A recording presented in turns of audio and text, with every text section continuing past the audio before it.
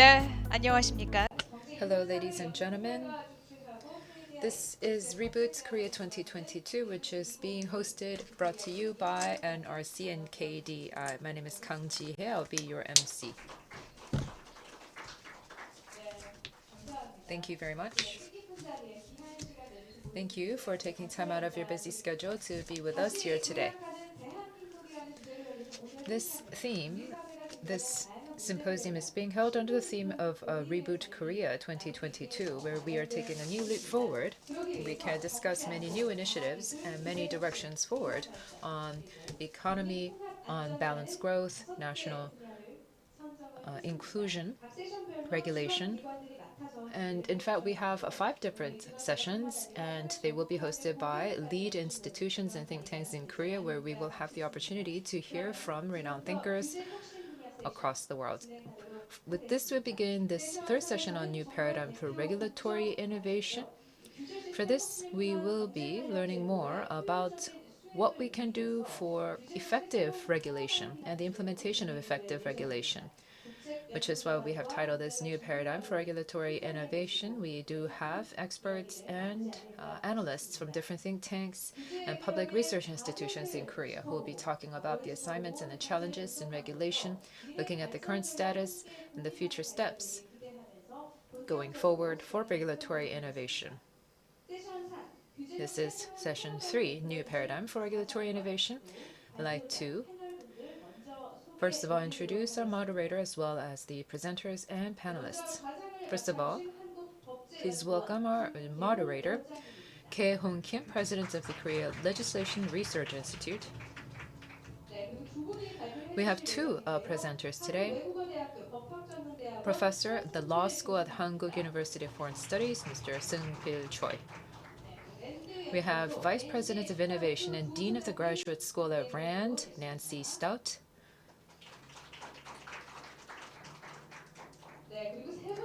We have 3 panelists with us today. The first panelist is from KDI, Director Yong-hyun Yang, the Center for Regulatory Studies. We also have Jong-han Lee, Director at the Division of Regulatory Innovation Research at the Korea Institute of Public Administration. Also, from the Korea Legislation Research Center, Yong-hyuk Cho, Director of Regulatory Legislation Research Center. Now we will kick off session 3 in earnest. I'd like to hand over the microphone over to our chair and moderator for the session. 원장님 진행 부탁드립니다. 네, 안녕하십니까. Yes, hello, ladies and gentlemen. My name is Hong Kim. I'm the president of Korea Legislation Research Institute. We are here to discuss the theme of new paradigm for regulatory innovation. When I ask myself what regulation means to me, I believe I actually started in working on regulation back during the time of the Kim Tae-jung administration. It was the Framework Act on regulation. And at the time, we talked about maybe getting rid of about 50% of the regulation. At the time, we, as a researcher and an analyst, we were looking at all of the different regulations that were maybe not needed. And so we try to take a quantitative outlook and try to decrease regulation by 50%. And in fact, I think every administration, there was a lot of regulatory reform. Many people thought that it would not cost us any money, but we can also allow for innovation to thrive, that we can respect autonomy and independence.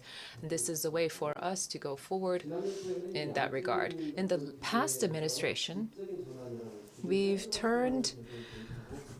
pivoted from quantitative to a qualitative approach to try to also adopt regulatory sandbox, and we've tried to do that. And under this current administration, President Yoon has also said that regulatory innovation is one of the priority policy goals. That is also what the Prime Minister has said as well, that regulatory innovation really needs to be the framework for all of our policies.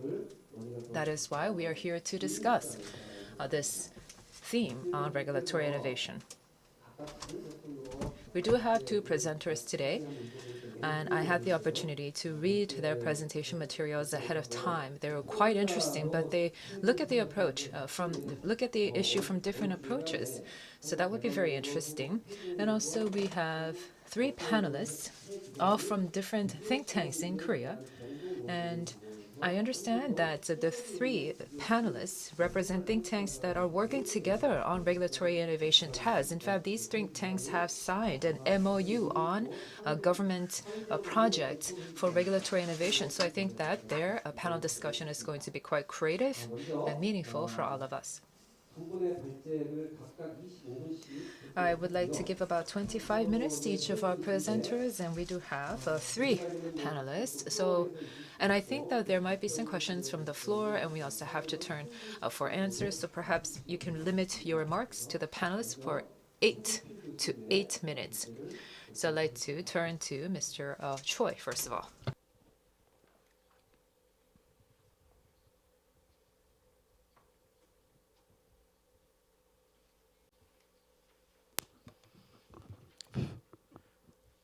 네, Hello, everyone. As has been introduced, I am Seung-pil Choi, professor at Law School of Hankuk University of Foreign Studies. For the past 15 years, I've been working closely with the institutes on legislative research. So it is my honor to be presenting at this prestigious conference hosted by research institutes in Korea.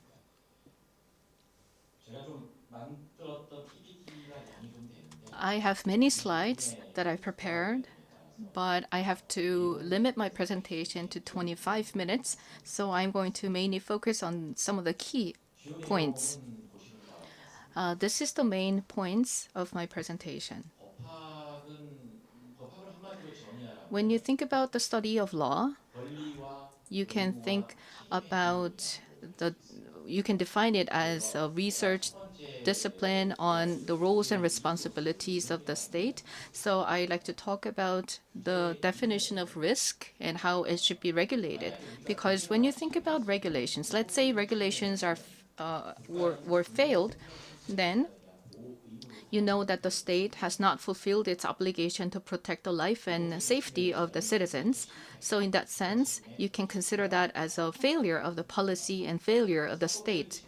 And when there is a failure of the regulation, there should be proper damage compensation. But if that doesn't happen, and if there's no reprimand or any recovery of the rights, then this is once again the failure of the state to protect the citizens. So once again, the responsibility of the state is core of the regulation. And in the past, through discussions and policies, we have been considering these aspects. But we may not have had enough legal discussion. If there was enough legal discussion in the process of formulating a new regulation, that this would have been very helpful. But that was not the case. Let's say that there's a regulation, and we have many regulations, and we have had improvements in terms of regulations. But I wonder if such regulations resulted in the desired outcome. So this is something that we need to think about. Let's say there's a new situation where you need a new regulation, and a new regulation is now implemented.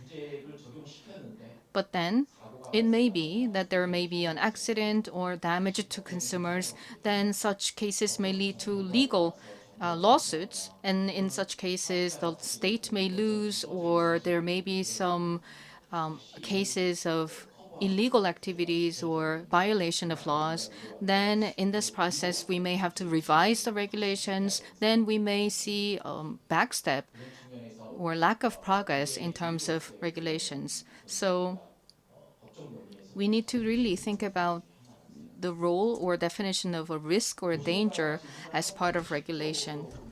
You can see that Article 10 of the Constitution defines the basic right or obligation of the state to protect citizens. So what does it mean? It means that the state has to have enough and sufficient regulations to ensure that citizens' rights are all protected, but we do not know to what extent such regulations have to be set. Unless there's a legal case, we may not know exactly to what extent. And from the perspective of government officials, those who set regulations, those who enforce regulations, they may have a different perspective. By improving regulations, there may be, of course, value added for society, but when regulations fail, there may be some of the disadvantages that these government officials have to endure. I worked in the public sector for 15 years, and for these 15 years, what I felt was that, let's say I took a risk and I did something, it was not rewarded. But if I made even a very small mistake, then there was a lot of punishment and discipline imposed upon me. Then what would I do as a government official? I would try to avoid any mistakes, or I would try not to make mistakes rather than trying to make some progress, because there will be consequences of not doing something right. Some say that we should give more discretion and authority to government officials so that they could devise better regulations. And some say that we need to give more freedom and autonomy to government officials. But if there's no protection or immunity for government officials in terms of regulations, they may not go beyond what they would normally do. So it is not sure whether positive administrative system will lead to immunity. There's no specific standard or criteria for immunity in case of any failure, any problem. So having to think about this aspect already is stressful for government officials. In the study of law, you can think about the definition of danger. And so you need to follow the German tradition of law. When you look at the administrative law of Germany, you can see that this is from the Faustian police law. And if the state fails to intervene and protect the citizens, then it will be the failure of the state. So the state has to be responsible for protecting their citizens from dangers. And such a danger is defined as a situation where imminent harm is expected. So about 5-6 years ago, this concept of danger was applied in Korea. But now with the COVID-19 pandemic, which began in China, in just a couple of days, the virus spread to Korea. And then we had a large number of confirmed cases of COVID-19 right away. And also, you can think about the global financial crisis that took place, that started in the US in 2007, but it quickly spread to Korea. And there are cyber risks. For instance, a DDoS attack will have huge implications, and cyber assets will have to be protected. Then there will be increasing cyber risks. So given these risks, the criteria of imminency is not something you can require, but rather we have to really imagine that any risks can spread really quickly. In Germany, they have a distinction between danger and risk, but nowadays there's no such distinction because anything dangerous can quickly spread. So I would like to argue that we should move away from the distinction between danger and risk, but rather we have to really go for regulating potential risks. Then the next question is, how are we going to respond to the risk? Regulations have to be in proportion to the size and the probability of the risk. So depending on how big the risk is, your level of regulation will be determined. Let's say that the risk is significant and is likely to occur, then not only post-regulation but also pre-regulation has to be put in place and civil liability will arise. But there's another thing that you need to think about, which is about the development of risk prevention technology. Our public sector R&D in Korea is actually very high compared to the global average. However, there's not much R&D or research on risk prevention technology. During the Industrial Revolution in the US, there were many coal miners. So coal mining industry was booming. So miners would go inside and they would have to rely on some lamps and gas, and these gases and lamps will spark explosion, and this led to major accidents. So at that time, they realized that it would take 1 month or 2 months before all the gases, the remaining gas, would disappear. And at that time, the Royal Academy of the the UK had a great idea.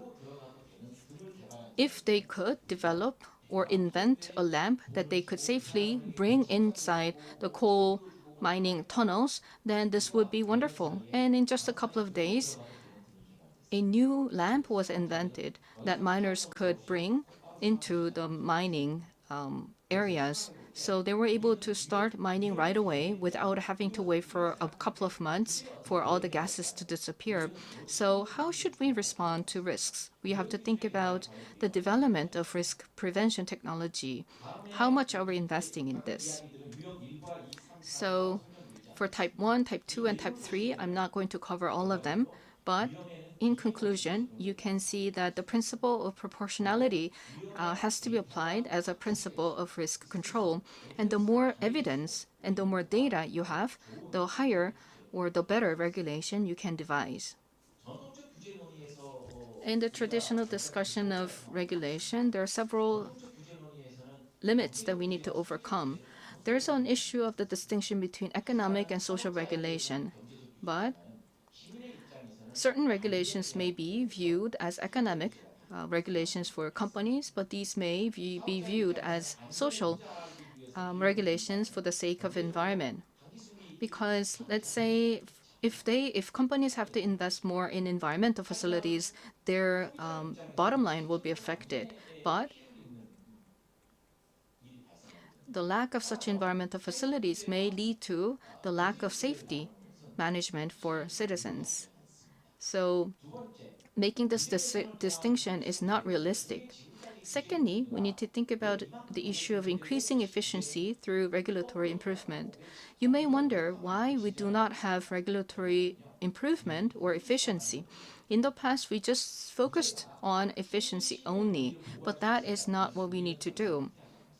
If we had been approaching regulation for the sake of our citizens' safety, then we would have had more progress. Think about the unfortunate consumer incidents in the past, and citizens got really upset when such harmful cases occurred. Then they would go to the National Assembly, then they would demand stronger regulations. And in reaction to such demands and protests from the public, then the government has no way but to implement stronger regulations. So we should not just focus on efficiency, but we should also focus on effectiveness of regulations. If we had done that, then we would not have had inefficient or ineffective regulations. So I would like to argue that we should put more priority on effectiveness rather than efficiency. Now I would like to talk about the negative regulation. In the past, in the previous administration, they talked about inclusive negative regulation. So inclusive or comprehensive, what does it mean? This means that a comprehensive negative regulation will have a comprehensive list, but the comprehensiveness applies to the list, then this means that there is a very long list of things that will not be allowed by law. So the term has to be used with caution. In addition, we do not have any strong civil liability in place, so strong public regulation has to be applied. Otherwise, civil lawsuit is not easy and causality is not relaxed as well. So in civil lawsuit, you have the burden of proof and it takes a lot of effort and time and pressure. And In the American legal system, you may see that they have a very good system. So what is problem with the Korean legal system? But in the U.S. and the U.K., they have very strong basis for legal for civil liability. So this is something that we lack in Korea. And I make this joke quite often that there's this morning of Germany and evening of Spain. I lived in Germany and I lived in Spain as well. In Germany, they wake up really early in the morning, but in Spain, they start having dinner at 8 p.m. When you get up early in the morning, then you will be protective in the morning. You will be productive in the morning and you will be able to enjoy evening like in Spain. But then this will lead to a fewer hours of sleep, which will have a negative impact on your health. Likewise, just because there are some good practices in some countries doesn't mean that you can import them and implement them in your country, in your context right away. Now, I would like to discuss some of the legal discussions of regulatory improvement. We have the principle-based regulation, but this approach is not very successful because it hasn't been easy to find targets for principle-based regulation. If you want to have such principle-based regulation, you need to have good amount of data. You need to have evidence. Only then you can specify the scope of the regulation and the strength of the regulation. But this has not been easy because we didn't have enough data. So negative regulation was not an effective approach in Korea. In addition, there would be void of relief if liability is not involved. Now let's move on to the principle-based regulation, which is a recently popular regulatory approach. And the reason why principle-based regulations is receiving much attention is because it is appropriate for macro level regulation. Before the financial crisis in the US, we thought that it would be okay to manage or supervise companies at the micro level. But we learned our lessons from the global financial crisis that there was fear that was formed in the market when Lehman Brothers event took place, and it has spillover effect and the domino effect. So overseeing individual companies is not sufficient. You need to be more forward thinking in terms of responses to macro situations. You cannot make choices on a case by cases. You need to put in place a principle. And another issue is this big tech finance. Big tech companies are offering financial services. And when big tech and finance are combined, we don't know what will happen. And tech regulations and financial regulations are not really aligned. So, in that sense, we need to apply a principle based regulation. We need to offer a principle. But even in this way, we need to strengthen civil liability. Also, we need reasonable interpretation of the principle. Then, in order to interpret provisions of the law and to be interpreted at the court, it will take some time. And so there's this issue of the speed. And in addition, there's an issue of regulatory sandbox. There are several sandbox discussions that we have in Korea. And what we need to pay attention to here is how we are going to determine how innovative a certain business idea is. And there should be fairness and equality. And we need to have some justification to determine which ideas are innovative enough to deserve regulatory sandbox. And in the process of operating a regulatory sandbox, businesses are complaining that company A has gone into the regulatory sandbox with technology XX, but this technology is very common in our industry, but this company went into the regulatory sandbox first, ahead of other people. So there may be lawsuits filed by competitors. And another issue is about temporary permit. Actually, these are temporary permits, but they are considered as permanent permits. And until the relevant law is revised, the temporary permit will be extended forever. So what's the difference between the temporary permit and the regular permit? This is another issue that we need to address. And usually for the regulatory sandbox in Korea, it is for 2 years only, and extra 2 years can be granted. So after 4 years, there should be an exit, and we need to think about the orderly exit. Also, we need to think about compliance as a co- compliance. And for voluntary regulation, this is based on compliance rather than enforcement. But now, when it comes to the principle-based regulation 2.0, there may be an issue of companies setting their own regulations per se. And another big issue about compliance and regulation is consumer protection. And individual companies may respond to consumer protection. So nowadays, internal control standards are critical. So the issue here is how are we going to control, how are we going to manage internal control? When there was an incident about a scandal about Lyman Optimus, the financial institution's internal control was not properly functioning. It was up to them to apply internal control, but there was a problem in implementing the internal control mechanism. The compliance was not working well, so there was discipline and sanction. But then these companies filed administrative lawsuits. And the first and the second verdicts, the Financial Services Commission lost the lawsuit because at that time they put in place a rule that effective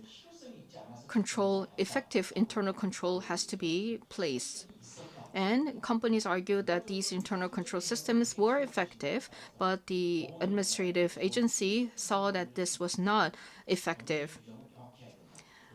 But the Supreme Court said that effective or essential can be interpreted differently, so it is not clear enough for the companies to put in place their internal control standards appropriately. So the supervisory authority lost all these cases. Now I would like to discuss some of the hidden key issues when it comes to regulatory enhancement. First of all, we have to think about the kinds of regulations that we have been trying to enhance. And for these regulations to stay relevant, we need to think about the legal aspect and the judicial judgment of these regulations. And if these efforts to enhance the regulations are not legal or not appropriate in terms of judicial judgment, then we should give up on that endeavor and try something else. So we need to consider that from the early stage. In the past, the government will say that permissions and licenses, and so far we've converted more than 400 regulations into registration. So you don't have to get approvals, you just have to report, you just have to get approval. So how is reporting different and reporting and registration different from approval? Let's think about reporting system. The Supreme Court states that the formality of the reporting has to be done in a proper way. So there should be proper formality of the reporting. But in some other cases, the receipt has to be confirmed for reports. Then the basis of receipt is actually quite similar, fundamentally speaking, to getting an approval. So you may think that some regulations were improved because the approval system was converted into a reporting system or registration system, but when you examine them at the deeper level, they may not be very different in essence. And finally, I would like to discuss the level of regulatory standards. let's say that there was an accident, there was illegal activity, so these may be subject to criminal litigation. Otherwise, other than these cases, we would want companies to do their job well without enforced regulations. There should be some consensus between the regulators and the companies. And you know that the capacities or legal compliance capacities of large companies and smaller companies very different. So when you think about improving the regulations, there should be some negotiations and also some adjustments and coordination between the government agencies and the companies. If such a negotiation doesn't go well, then there may be forceful enforcement of a regulation. And before I conclude, I would like to say that so far we've had many discussions on regulatory enhancements. And when we take a look at the legal discussions, you may see that we only had some of the policy discussions and administrative discussions, but not so much of a legal discussions. And legal discussions were actually made at the last stage. Let's say that there is stew and you would put soft tofu in it, and tofu was legal discussion. So it was done at the later stage, but that's not the way we should go. What I would like to argue is that for regulations to be successful, we should make sure to control the judicial risks, the legal risks. What I mean by that is not just risks involving civil litigations and criminal litigations, but also other cases where human rights could be violated and the rights of citizens may be violated. And so, in all the legal situations where lawsuits can be filed and there may be plaintiffs and defendants and their arguments, and all these things have to be considered from the very early stage of devising a regulation. So, the message that I want to share with you is that policy discussions and policy directions have to be mingled and aligned with the legal discussion of regulations. Only then we can make progress in terms of policy regulation enhancement. And with that, I'd like to wrap up my presentation. Thank you. 네, Thank you, Professor Choi. I gave you 25 minutes, but I never really had listened to a presentation that was so detailed and had a very in-depth discussions of the legal aspects of the regulatory enhancements. And thank you so much for sharing your ideas. You mentioned that we need to think about the legal risks, judicial risks of a regulation, and only then, only when we take them into account early on, we will be able to produce more effective regulations. And he also mentioned the importance of investing in risk prevention technology. Thank you.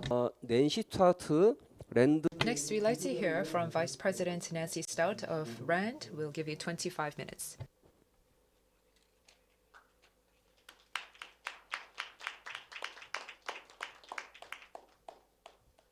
Thank you very much, and I'm humbled and honored that you would invite me to speak at this amazing Reboot Korea 2022 conference.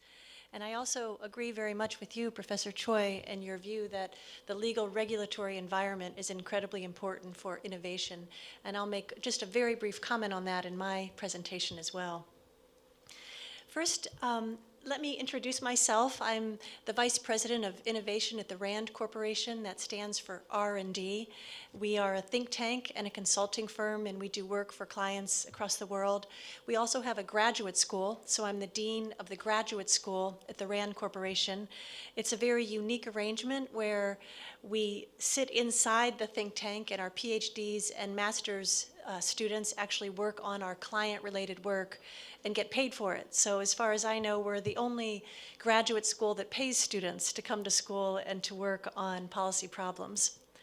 Today, I'm very excited to talk about innovation strategies in the context of COVID-19. And of course, what I'm going to talk about today is something we call in the United States Operation Warp Speed. But I know there have been many incredible innovations across the world in the context of COVID-19. Korea received extraordinary recognition early on for your soft power approach to containing the spread of COVID. Uruguay was given recognition for the tracking apps. China and the UK were given quite a bit of recognition for standing up field hospitals. Today, my focus will be on the United States and an operation that we put in place to discover the vaccine and how we went about it. First, let me share the background discussion plan. I'll explain why the United States decided to launch this operation, talk about the various components of the strategy to achieve success in this very ambitious plan that the United States put together, share a little bit about the hurdles, and then finally, lessons learned as we move forward. So let me begin with what happened and why the United States decided to launch Operation Warp Speed. Of course, you all remember January 2020 happened and Wuhan, China was closed down due to COVID-19. Just 2 months later, the World Health Organization declared the pandemic, and countries and states and localities across the world were starting to close down. In the United States, you all might know that this was a very conflicted moment for our citizenry. Many people didn't believe that they should be mandated to wear masks. They didn't think they should stay home. They wanted to prioritize their own freedom and their own autonomy. And so we were a world leader in the spread of COVID. Not something we wanted to be the world leader in, but we were the world leader in the spread of COVID. And we thought the only way out of it was to discover the vaccine. So we decided later on that year that we would launch Operation Warp Speed, and the goal of this operation was to discover and distribute COVID vaccines in 10 months. I'll talk a little bit about why that was so audacious and even quite radical. But first, let me continue with the timeline. We did achieve the goal, as you all probably know. The first vaccine dose was distributed in January of 2021. And then eventually Warp Speed was wound down exactly a year ago today. So let me share a little bit about why that 10-month goal was thought to be far-fetched and even ludicrous in some groups. The history of vaccine development shows that it takes a long time. It's a slow process. The science behind the discovery and then all of the clinical tests, going to market, getting approvals, takes not just years, but often decades, if not a century. As you can see what I have on my screen right now, there's typhoid fever, meningitis, polio. Throughout history, these vaccines were discovered, but never in history had the discovery and the vaccine come to market in a few years, let alone less than a year. The historical moment that Americans look to was mumps, which was a 4-year process, and that was considered unbelievable and a wild success. So the idea that this would happen in just 10 months seemed literally far-fetched and ludicrous to a lot of people. And the reason for that, as I just said, is the traditional vaccine timeline is a slow process. It's very costly to the companies who are investing this money and doing the research, and there's a high probability of failure. So there's the science and the exploratory phase, and then the preclinical phase. There are 3 clinical trials, each phase of the clinical trials getting bigger and bigger. The only way you can get to the next phase in the clinical trial is if your earlier phases had been successful. And then eventually large-scale manufacturing, and even the manufacturing is overseen by the government to make sure that it is being done correctly before approval will be obtained by the company. So on average, this is a 10-year timeline. And what the United States decided to do was do this in 10 months. Well, how? How is this going to happen? The way it was going to happen was rather than the sequential model, which I just showed you, each and every piece of the problem is solved one piece at a time. The new model for COVID-19 would have overlapping sequences.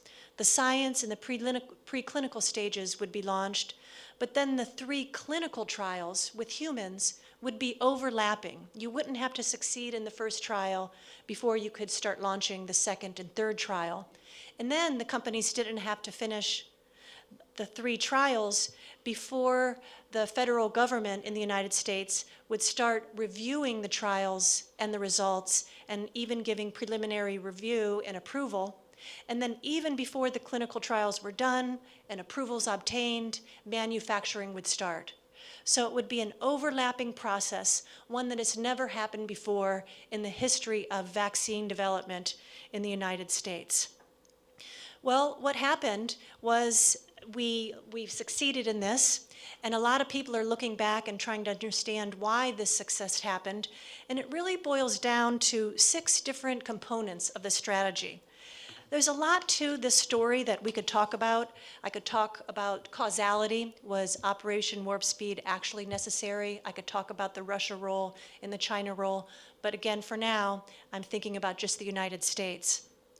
There are 6 components to this innovative strategy, and being the Vice President of Innovation at the RAND Corporation, I think of this strategy as not only one that could be used in the context of the government in the private sector, but in all sectors, inside graduate schools, inside think tanks, inside government organizations. So these 6 points can be extrapolated and really used anywhere. So let me begin. The first way that the group started thinking about this is we needed a unique structure.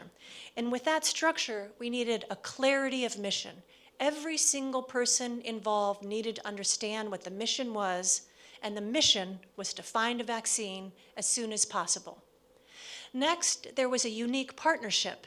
This was a public-private partnership, and everybody agreed that no component of the market could solve this problem by itself. The private sector, the nonprofit sector, the public sector, everyone had to be involved. So this was a unique partnership. Third, the budget. There was a massive amount of money that was devoted to this project up front. Originally, $12 billion was awarded to the companies. Eventually, that spiked up to 18 billion American dollars. And essentially, what the government said is that we'll help all of you companies, and at the same time, and this goes to something Professor Choi was just saying, the government agreed to eliminate the liability costs to the corporations in the case of a failed vaccine. Now, it wouldn't mean that consumers had absolutely no recourse, but the companies wouldn't be in charge of it. That is, the companies wouldn't themselves be paying it. And then there are 3 more components to the strategy that unfolded. Diversification of investment. Everyone agreed that we shouldn't count on just one scientific group, one corporation. Instead, there should be many corporations that were funded. In fact, there were 11 corporations that received portions of this money, and the idea was that with 11 competitors racing to get the vaccine, there would be a greater likelihood that at least one would achieve its goals. And one way to think about this is a plane with multiple engines. A plane can still land safely at its destination from LAX to Seoul, even if one of the engines fails, because the other 3 engines will continue to operate. So one failure wouldn't mean that we couldn't achieve the ultimate goal, diversification of the investment. More than just one group had to try, with the idea that failure would occur, and it's okay if failure happens. Something very different, I understand, than how you all think in Korea. In fact, that's what you were saying, Professor Choi, when you mentioned that it's nerve-wracking if you're in government and you make a mistake and you get punished. Instead, here, failure was expected, but please come and be a part of the team. There was also alignment of interests. All the parties knew that if this could be pulled off, it would be great for everyone. We would solve the problem of the spread of COVID. There would be a lot of corporate profits in the end, and there would be an ambitious scientific advancement never before obscene. So alignment of interests, and then finally, a commitment to transparency. The nation was brought into the conversation, a lot of sharing of information, and public conversations happening all the time. So those 6 components made up the strategy for Operation Warp Speed, and as we know, it worked. In fact, the vaccine was discovered earlier than the 10-month window, and that started rolling out in January of 2021, with millions of doses being distributed. But in order to succeed, people had to agree to take the vaccine, and that's where there was an incredible speed bump to Operation Warp Speed. There were, in fact, 2 hurdles to getting the vaccine to people who would then take the vaccine. So originally, what Operation Warp Speed called for were 300 million doses to hit the market in January of 2021. That didn't happen for several months down the road. And then even when the doses did hit the market, individuals were starting to refuse to accept the doses. Why? Well, first, manufacturing hurdles. We've heard a lot about this. There were difficulties with getting the doses to the market due to limited manufacturing capacity, disruptions in the supply chain. We've talked a lot about that, workforce gaps. Those eventually were overcome, and we managed to get the doses to the market. The bigger problem that America faced was vaccine hesitancy. Some say that the operation couldn't be trusted because the name, Operation Warp Speed, sounded too much like science fiction, not real science. So people were worried that, in fact, this wasn't a trustworthy vaccine. And there was a general mistrust of whether this vaccine was something that could actually eliminate COVID or would create other health problems. There was this perception that we don't need the vaccine, we would eventually achieve herd immunity. Some communities had a hard time getting access to the vaccine. I can say that my community did where I was living. We couldn't just go get it. We had to drive hours and hours, wait in long lines. So some people said, I don't want to do that. I can't do that. I can't get off my job, or can't take time off. And then there were lots of politics, the messaging, anti-vaccination rhetoric that emerged inside the United States, causing this vaccination hesitancy across the entire country. Now, of course, vaccination hesitancy isn't altogether a new problem. We saw it in prior times in the United States, and in fact, it's a global problem that has been emerging over the course of time, and quite a few people have conducted studies on vaccination hesitation. The hesitation often revolves around factors that we've seen over and over that are correlated to this hesitancy, revolving around race, gender, age, religiosity, income levels. So there's a lot of information that we have with regard to why people might not want to take the vaccine. Sadly, we didn't have a plan in the United States to address this problem. We did an extraordinary job, really hit the ball out of the park, as we like to say in America, using that baseball metaphor, when it came to science and technology, but not getting the humans and the citizens to take the vaccine up. My colleagues back at RAND have studied science and technology and how to convince communities to accept science and technology in quite a few different contexts. And here in this schematic, it's something that my RAND colleagues put together.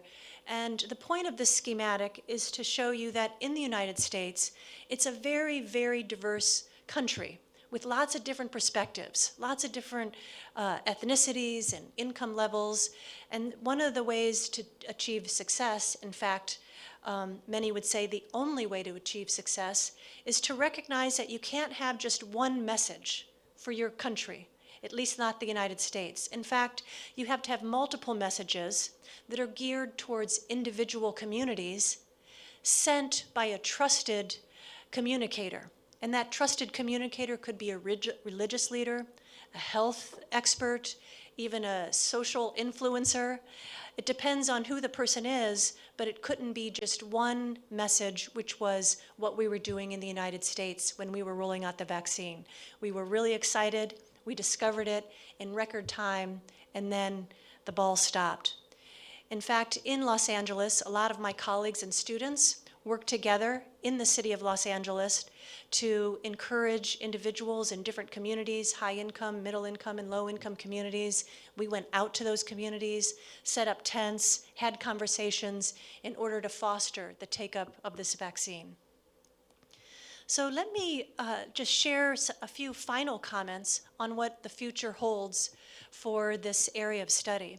First, Operation Warp Speed made it very clear that these ambitious scientific goals can be undertaken and achieved even if never before in history were these goals achieved.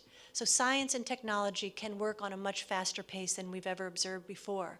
At the same time, science and technology only gets you so far. The last tactical mile has to involve the communities, and there has to be a plan to roll the science and technology out in a way that convinces everyone in the community that the science and technology is worthy and should be taken up and should be grasped and viewed as essential to the initiative's success. Second, there's a lot of conversations right now in the United States that revolve around the question, can I have an Operation Warp Speed? All of those individuals who have a fear of cancer, Alzheimer's, diabetes, where's my Operation Warp Speed? So the big question is this Operation Warp Speed transferable into other contexts, other health contexts? Or is it something that's a once-in-a-century event that would be hard to put together again? As I said, as the Vice President of Innovation at the RAND Corporation, I think those 6 strategy bullet points that I shared, a unique structure with a clear mission, unique partnership of people coming together, having the budget, diversified investment with a recognition of failure, aligned interests, and transparency, can work in any context. And it's something that I think a lot about back home when I think with my vice president hat of innovation, how to foster an environment of innovation inside our organization. And then finally, I think a big lesson that we've all learned is even when there's an amazing advancement of science and technology in a single country, when it comes to a health challenge, that's not enough because health challenges don't have borders. Everybody across the world needs to have access to the solutions that are discovered. And when that doesn't happen, well, there's a humanitarian crisis of a continuation of the spread of COVID, and also the global economy continued to slow down without the sharing of the vaccines. And there was a lot of consternation about that with regard to American corporations who had manufacturing hubs in and around the other parts of the world that didn't have access to the vaccines. And it became very clear that there needed to be a spread of the vaccines to stop the spread of COVID. So let me pause there and thank you again for inviting me to this wonderful conference, and I appreciate the introductory remarks. Thank you.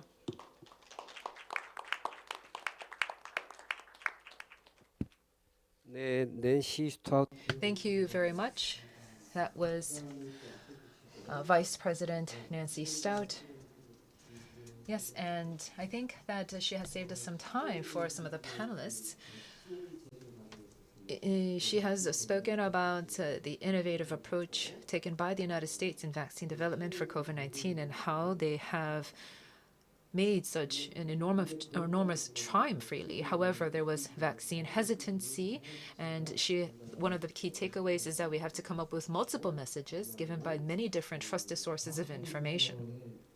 She has also talked about this importance of being persuasive, even when there is science and technological breakthroughs. And we have to think about how we spread innovation. And instead of being nationalistic, we have to all work together and engage with other nations. 고요. So we enjoyed the 2 presentations. 토론의 Now let's have a panel discussion. Here, in the order of the program, I'm going to first invite Dr. Yang, Director of the Center for Regulatory Studies of Korea Development Institute, for his initial discussion. 10 minutes, please. 예, 안녕하세요. Hello, as has been introduced, I am Yong-hyun Yang, Director of the Center for Regulatory Studies at KDI. Thank you for the presentations. I was thinking about 8 minutes and you gave me 10 minutes, so that's good.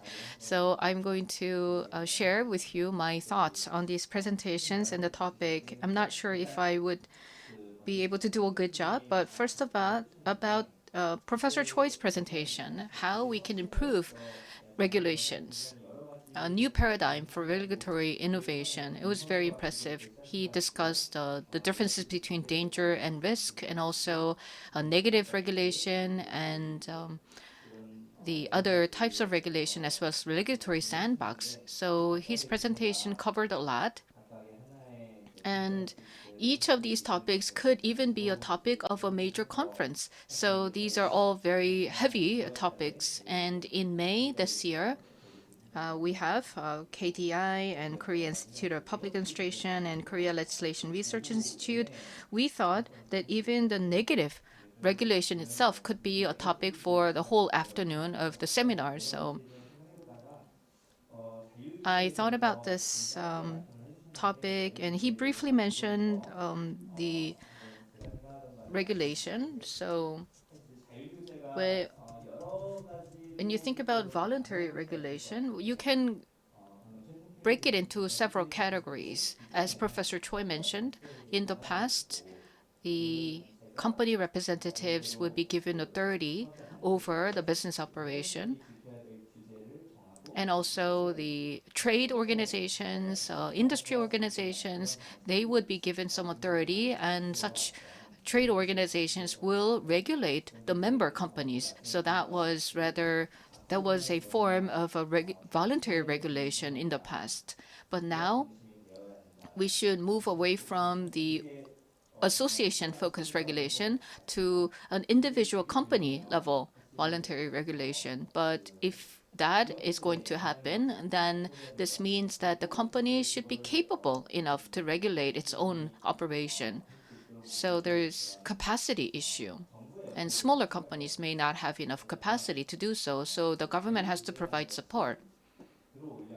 If voluntary regulation is to be successful, then this has something to do with principle-based regulation. So in other words, the government will give a set goal, objectives. And so let's say that there's a goal and companies can choose methods to achieve that goal. So it's voluntary in that sense.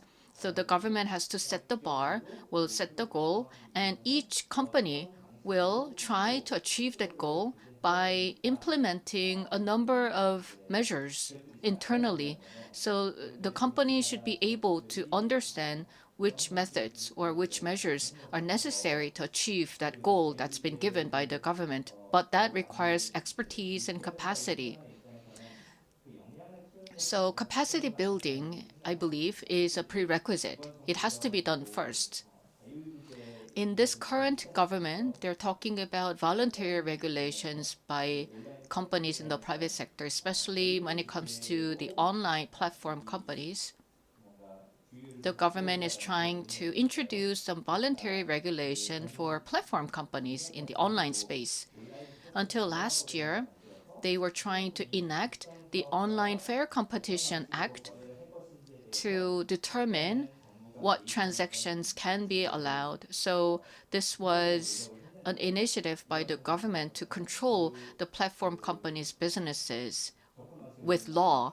But now the new government is trying to go in a different direction. They want to provide support while a voluntary implementation and regulation will be conducted by individual companies. Of course, the oversight structure may vary, but what they're trying to do is to give some criteria, and the platform companies will implement various measures voluntarily together with their consumers and users to regulate their business activities. Of course, recently there was some unfortunate incidents, so some are arguing for more strict regulation rather than voluntary regulation, as Professor Choi mentioned.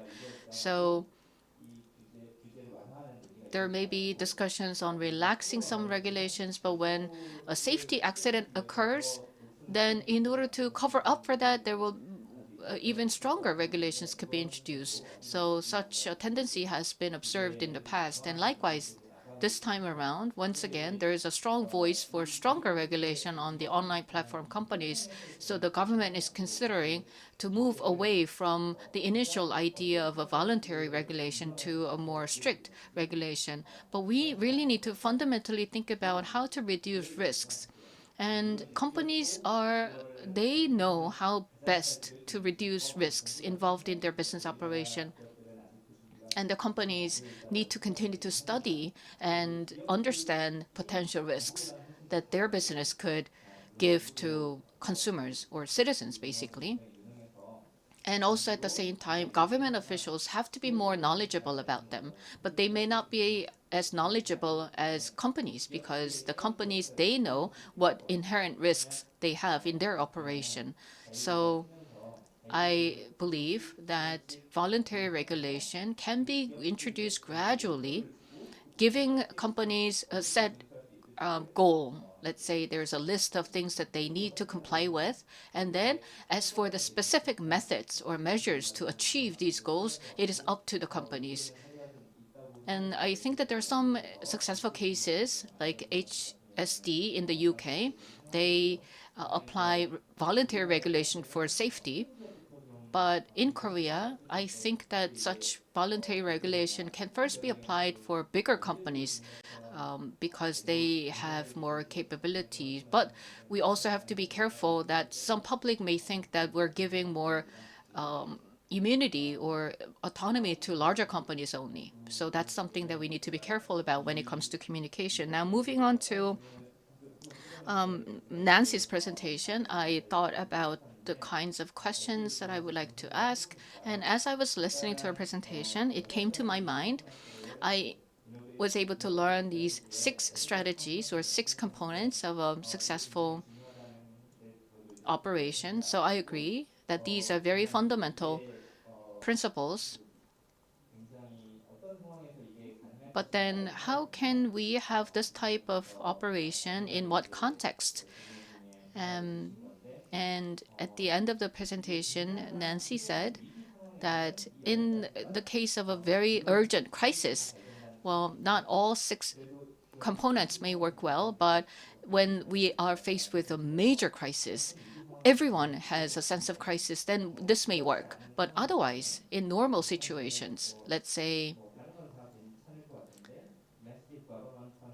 massive government funding is required, or diversification of effort, diversification of investment. I wonder if these can be implemented successfully if we're not in a major crisis situation.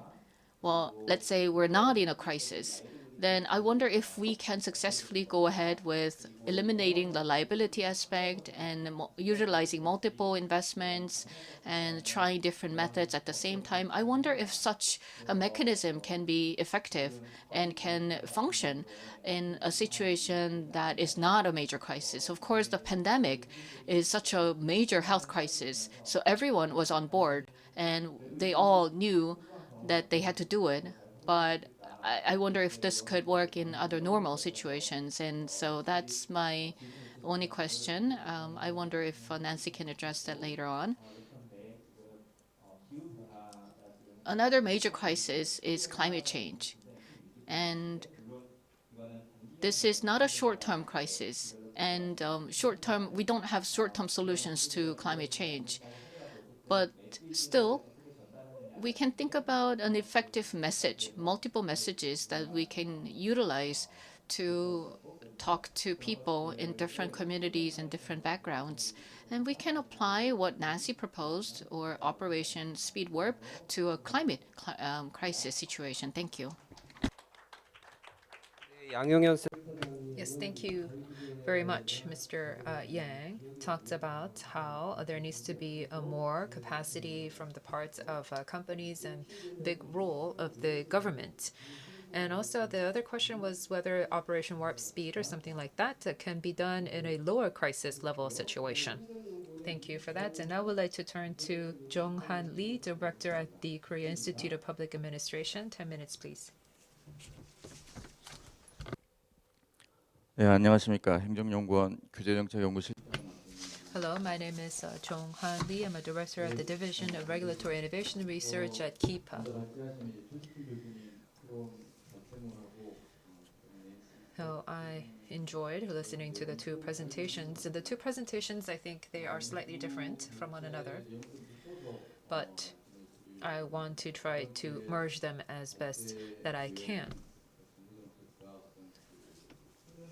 They're both talking about government policy and receptivity to those policies. And so I think that we can approach both the presentations from that thematic approach. I feel that it is important for us to talk about different strategies and how we can innovate different regulations. So in a normal situation, if we were to innovate regulation, then we would take individual pieces of regulation, look at them, and try to innovate them as we can.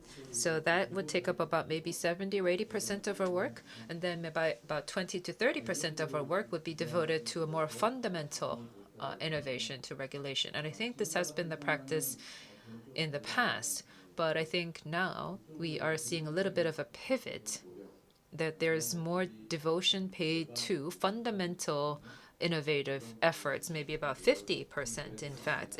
I think that is well warranted. That 50% of our efforts should be geared more towards doing fundamental innovation. And in fact, I think that is why we're here discussing a new paradigm for regulatory innovation. And to create a new paradigm, what exactly should we do? And this is the thrust of my discussion points today. The first is that regulation should be seen as a kind of social rule. In Professor Choi's presentation, he did emphasize this point.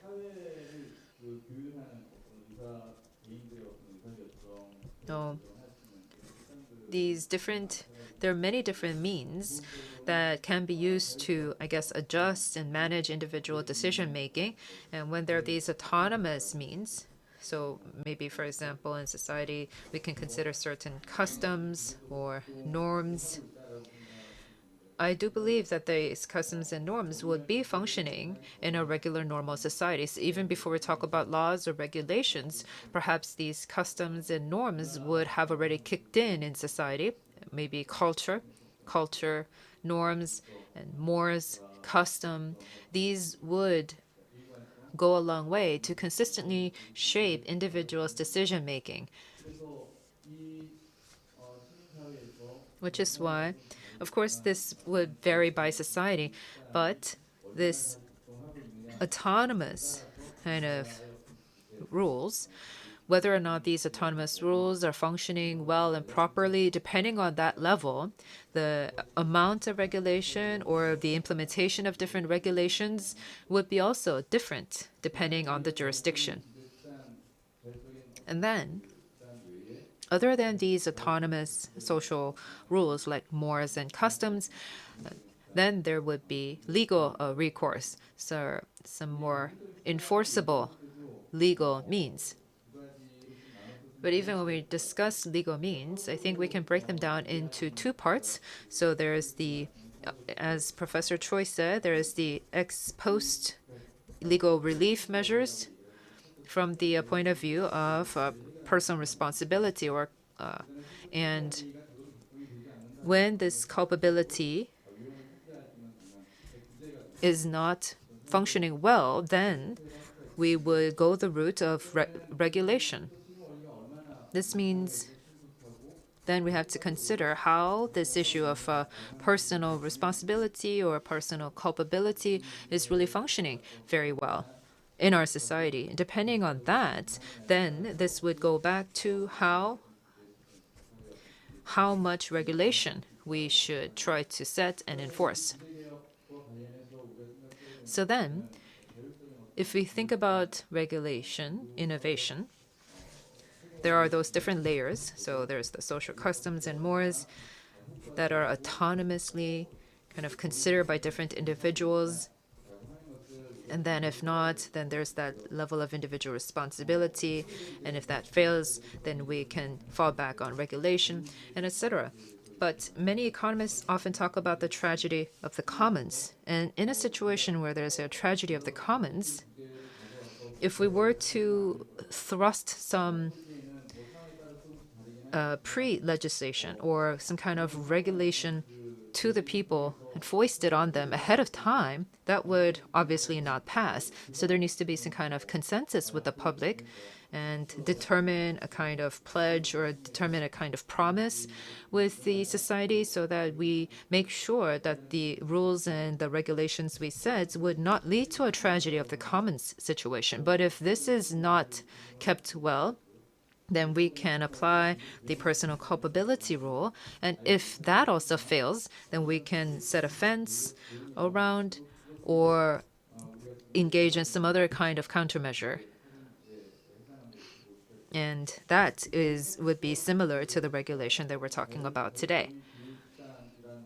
Oh, again, so there's this idea of the social autonomous rules and personal culpability.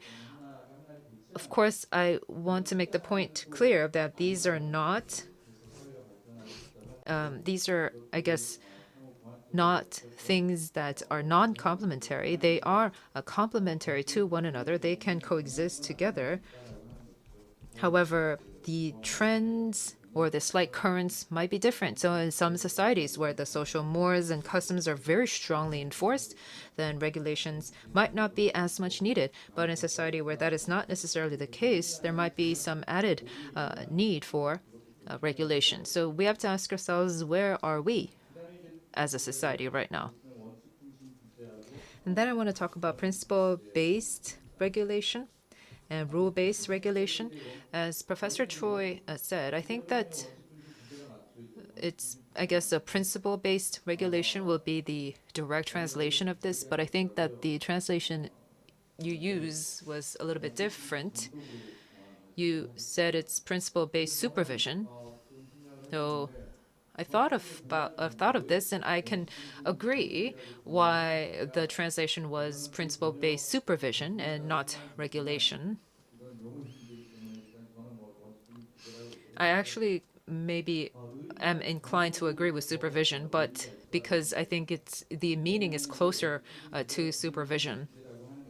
Because this rule-based regulation and principle-based regulation, it's really about those areas where we have to really keep in line, and that is more along rule-based regulation. But if they are not in line with rule-based regulation, then it should be principle-based regulation. I think that we can debate about how we're going to, categorize the regulation under these two. But I think that I don't think we can solve this issue by just saying that we're going to use a different expression, or we're just going to use different words. The important issue is when there's regulation that is made, and if there is regulation compliance, and if not, then this could lead to possible sanctions.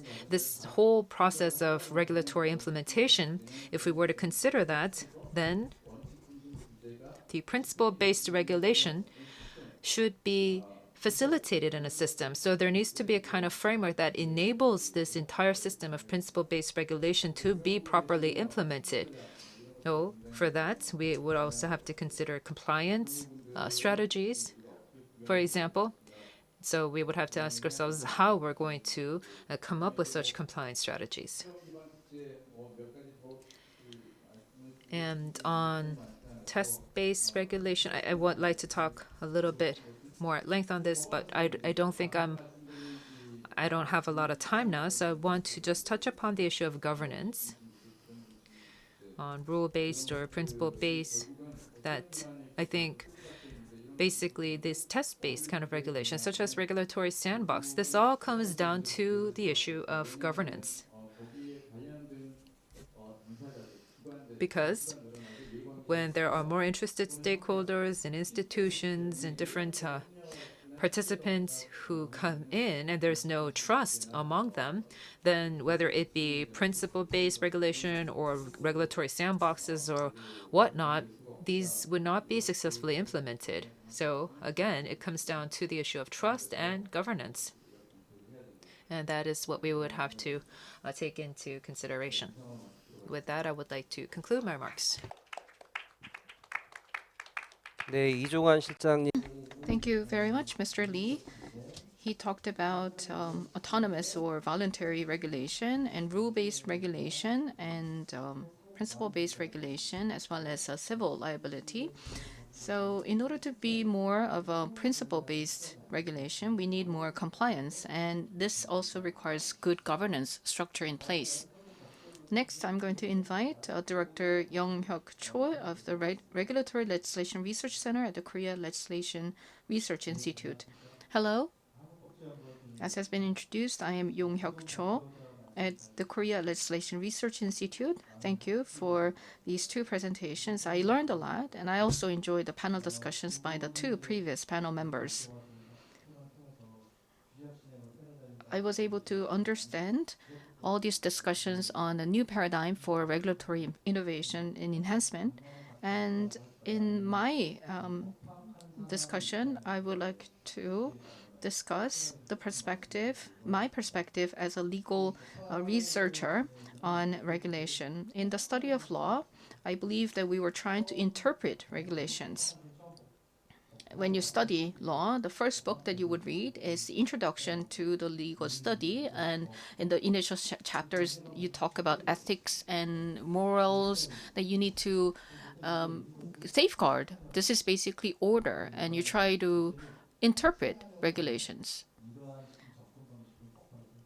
So in the study of law, we didn't really try to dissect regulations, but I believe this is what we now need to do. We need to expand the scope of regulation studies. So in the study of law, I believe that we need to be more active in conducting research on regulations and what they really mean. I'm not saying that all regulations are bad, because the term regulation itself sometimes has negative connotation, and people seem to perceive regulations as bad. But I would say a regulation is bad when it is not relevant any longer. It may have been relevant in the past, but not any longer because the context has changed. And sometimes there is a not well designed regulation because it did not include some of the important aspects that had to be taken into account. In some cases, regulations were not thought out as carefully as they should. So in these areas, we need to improve them, of course. A good example of a bad regulation was the red flag regulation. At that time, we had horse carriages and trains and cars all together on the roads. And there was a problem of this very loud honk of a train that would startle the horse, which may lead to an accident. So such a regulation was needed back then in the past, but not any longer.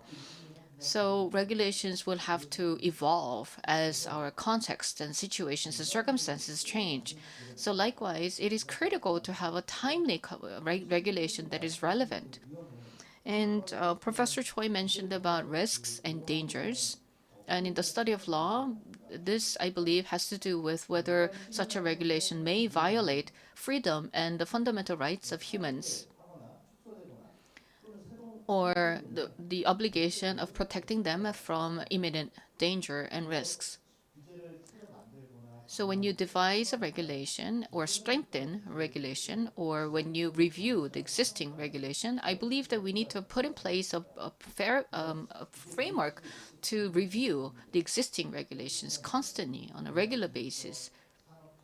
There may be some changes to our technology, industries, and environment, and accordingly, our regulations have to be updated. And secondly, I'd like to talk about the regulatory sandbox programs in Korea.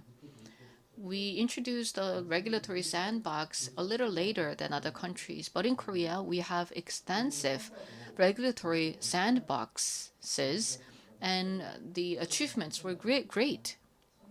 For the past 3 years, we have had a lot of achievements and more than 600 cases that are subject to regulatory sandbox. But the goal of the regulatory sandbox should not be giving out special permits.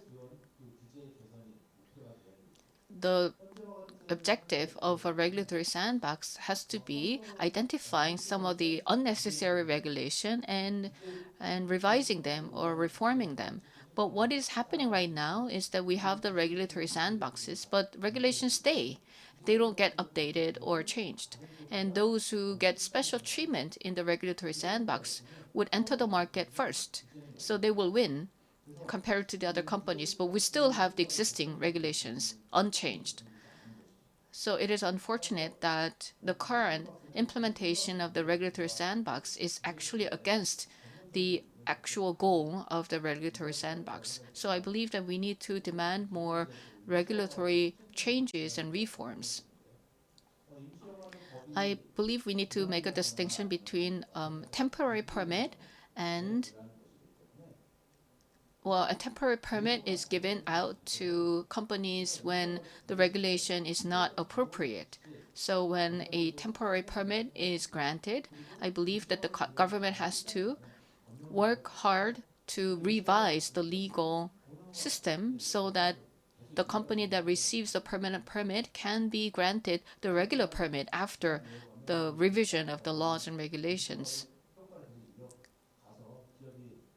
But otherwise, if the legal revision is not done yet, then the temporary permit will have to be extended. So I believe that such temporary permit should not be used as a special treatment to any single company.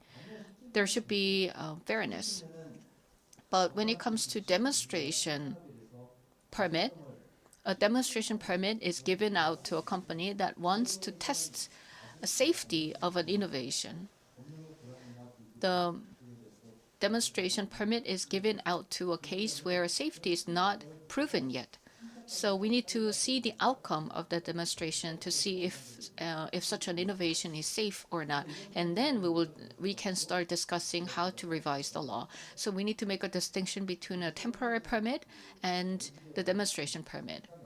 I would also like to talk about the voluntary regulation approach. I got a text message in the morning, and in that text message, there was a URL link, and I thought it was a phishing message. I thought so it was phishing, so I deleted that message. But it was actually a proper message from one of the clients of my institutes. But I deleted that because I've learned a lesson from and I learned that this type of message would be risky, and if I click on that link, then my phone could be hacked. So I had this lesson. Likewise, so it means that I recognize the cost, the potential cost and risk of clicking onto this link. Likewise, companies have to continue to be educated, especially when it comes to cyber risks. When there is no cyber attack, then companies will view them as costs. But companies have to view them as investments so that they could prevent potential damage and losses that could arise out of a cyber attack. Likewise, when we communicate the message to the private sector that a voluntary regulation will help you reduce compliance costs by implementing internal control and measures to prevent such risks. Thank you. 네, 조용혁 센터. Yes, thank you very much.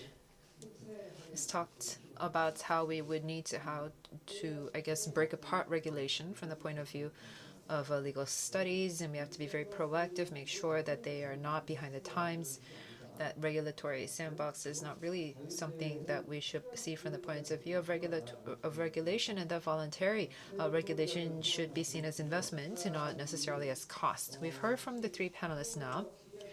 If there are any questions from the floor, I think we have enough time for maybe one question.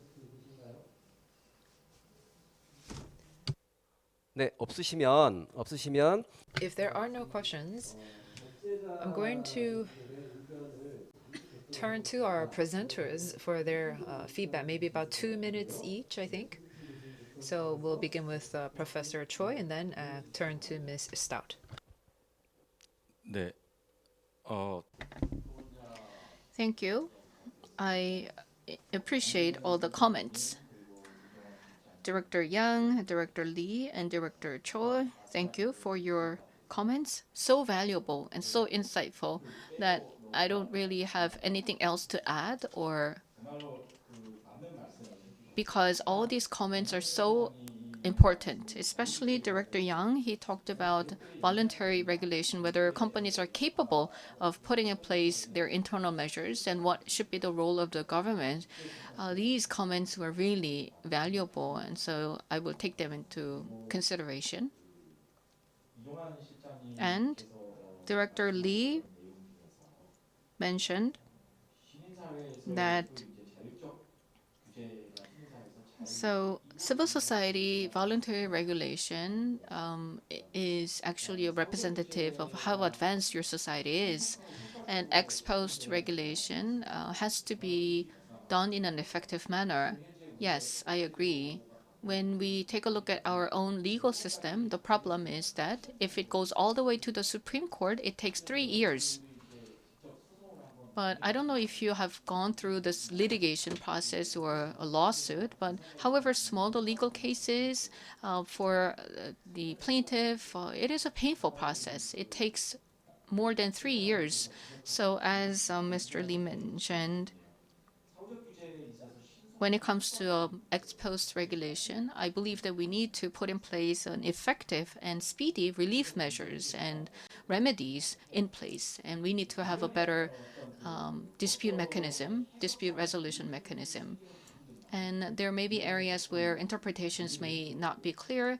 Then, for these areas, if we add more clarity, then we can reduce time and cost and effort in the legal process. So, in that sense, we have this legal interpretation committee, and this committee has to be more specialized in doing so to reduce any issue of clarity. And also, there is an issue of cooperation, but in the study of law, we think about participation and guarantee. So these are the kinds of ideas that we need to continue to promote. And Director Cho, he is also a student of law, so he offered some legal aspects of the regulations and made some important comments. And he mentioned that the ultimate goal of or the effectiveness of the regulatory sandbox has to do with how fast and how quickly the National Assembly, the Parliament, can go through regulatory revision and the legal revision. The administrative branch is quick, but the National Assembly, the lawmaking body, may slow down the process. So even if safety is proven from the demonstration permit, sometimes laws are not properly revised quickly, so that this would delay the process of introducing innovation. And finally, what I like to mention is that when it comes to regulation, I hope to be able to gather some data on the history of regulation. Let's say the life cycle of a regulation. Let's say how a regulation is born and how in the middle this regulation is transformed or changed. And because of a safety accident, there may be some back step, and then later we may make some forward steps. So in some of the key areas, it will be very interesting to gather data on the entire life cycle and history of regulations, the key regulations. And in doing so, in making such a research, I believe we can learn a lot of important lessons. So it's my personal research agenda. Thank you. Thank you for these amazing comments and for your question. I appreciate that. I know all countries and societies tend to think about regulation in different ways. Some countries lean into regulation and have a thick set of regulations and oversight, and other countries favor a more free market, a thin set of regulations. But there often, if there's a judicial, as you were saying, Professor Choi, if there's a judicial structure, even the threat of litigation and the threat of being held liable in court without regulation can foster self-regulation. But there's also regulation to cabin behavior, for safety, for fairness, to organize society. And then a third approach, which is regulation to incentivize, which is what I was talking about. How to set up a structure of regulations that incentivize behavior to ensure the society, whether it's corporate or individuals, act in a way to advance goals that the society has.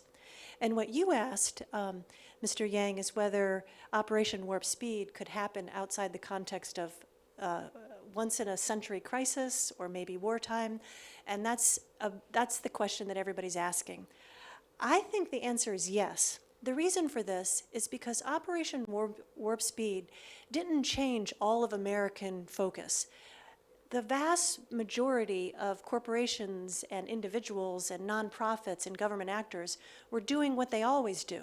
Just 11 corporations were involved in Operation Warp Speed, and $18 billion is a lot of money, but it's not the entire amount of the budget. So, there was a small group of corporations and a certain amount of money devoted to this, the recognition that failure could happen, and then, we proceeded as I outlined. So my hope is that this isn't something that is unique to a once-in-a-century crisis or a wartime activity. A lot of people compare Operation Warp Speed to what happens during warp time when the country comes together, has a common goal, no one cares about costs, and people analogize Operation Warp Speed. Let me just say real quickly, being close to Silicon Valley and being in the RAND Corporation, this concept of putting together a goal, funding that goal, promising everyone that's involved in that goal that some of you will fail, but don't worry, you'll still be a part of the team, is very common.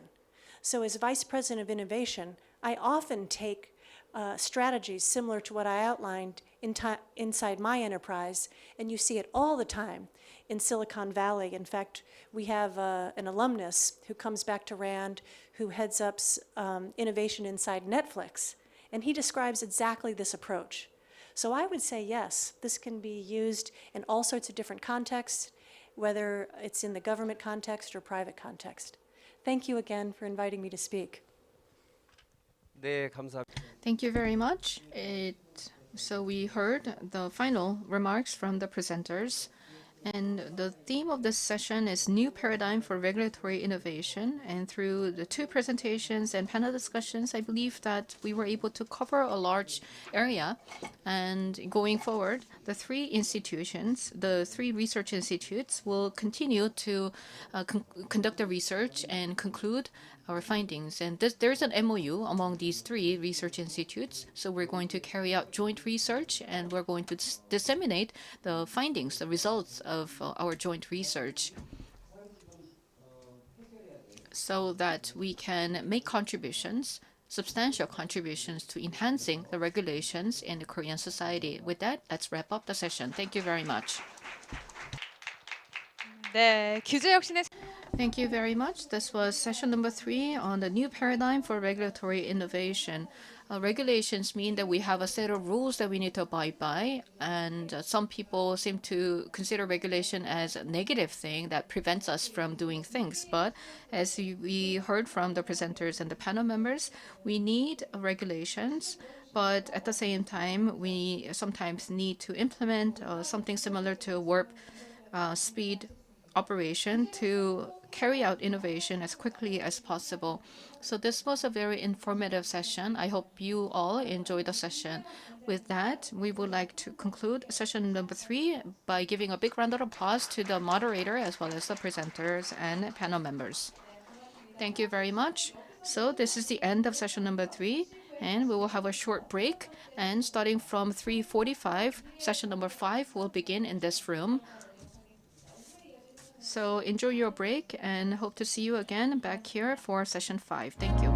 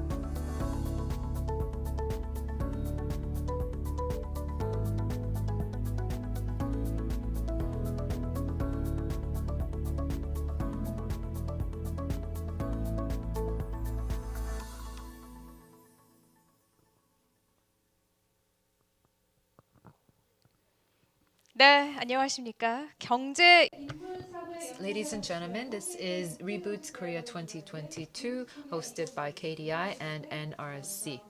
My name is Kang Ji-hye. I'll be your MC. Thank you very much. This is our fifth session.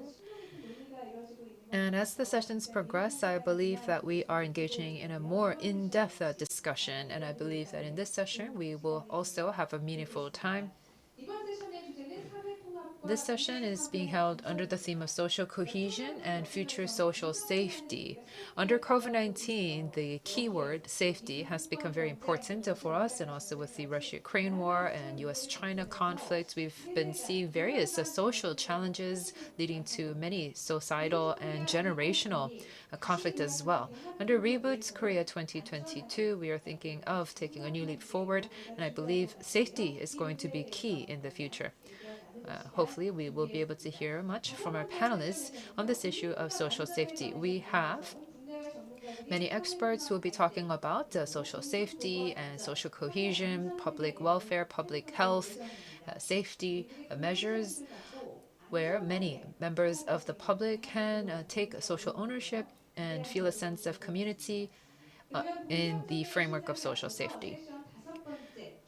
I would like to introduce our chair moderator as well as the presenters and the panelists. First of all, a moderator from the Korea Institute for Health and Social Affairs, Tae-soo Lee, is our moderator. We have three presenters with us today. A senior research fellow at the Department of Poverty and Inequality Research at the Korea Institute for Health and Social Affairs, Tae-won Kim. And also from Korea Institute of Public Administration, Hyun-suk Ryu, Senior Research Fellow for Disaster Safety and Social Integration Research. And our third presenter will be joining us on Zoom from University of Turku, Finland, Professor Ann Alvasalo-Kusi. And we also have three panelists with us today. Professor Tae Kyun-yu of the Department of Social Welfare at Seoul University. Then we have Jae Hyun-bae, legislative researcher at the Public Administration and Safety Team at the National Assembly Research Service.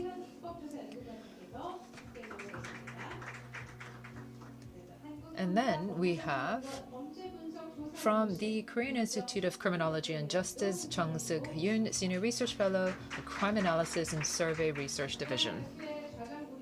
We have just introduced the moderator and the presenters and panelists to you. Now we will kick off the fifth session. I'd like to hand over the microphone to our moderator.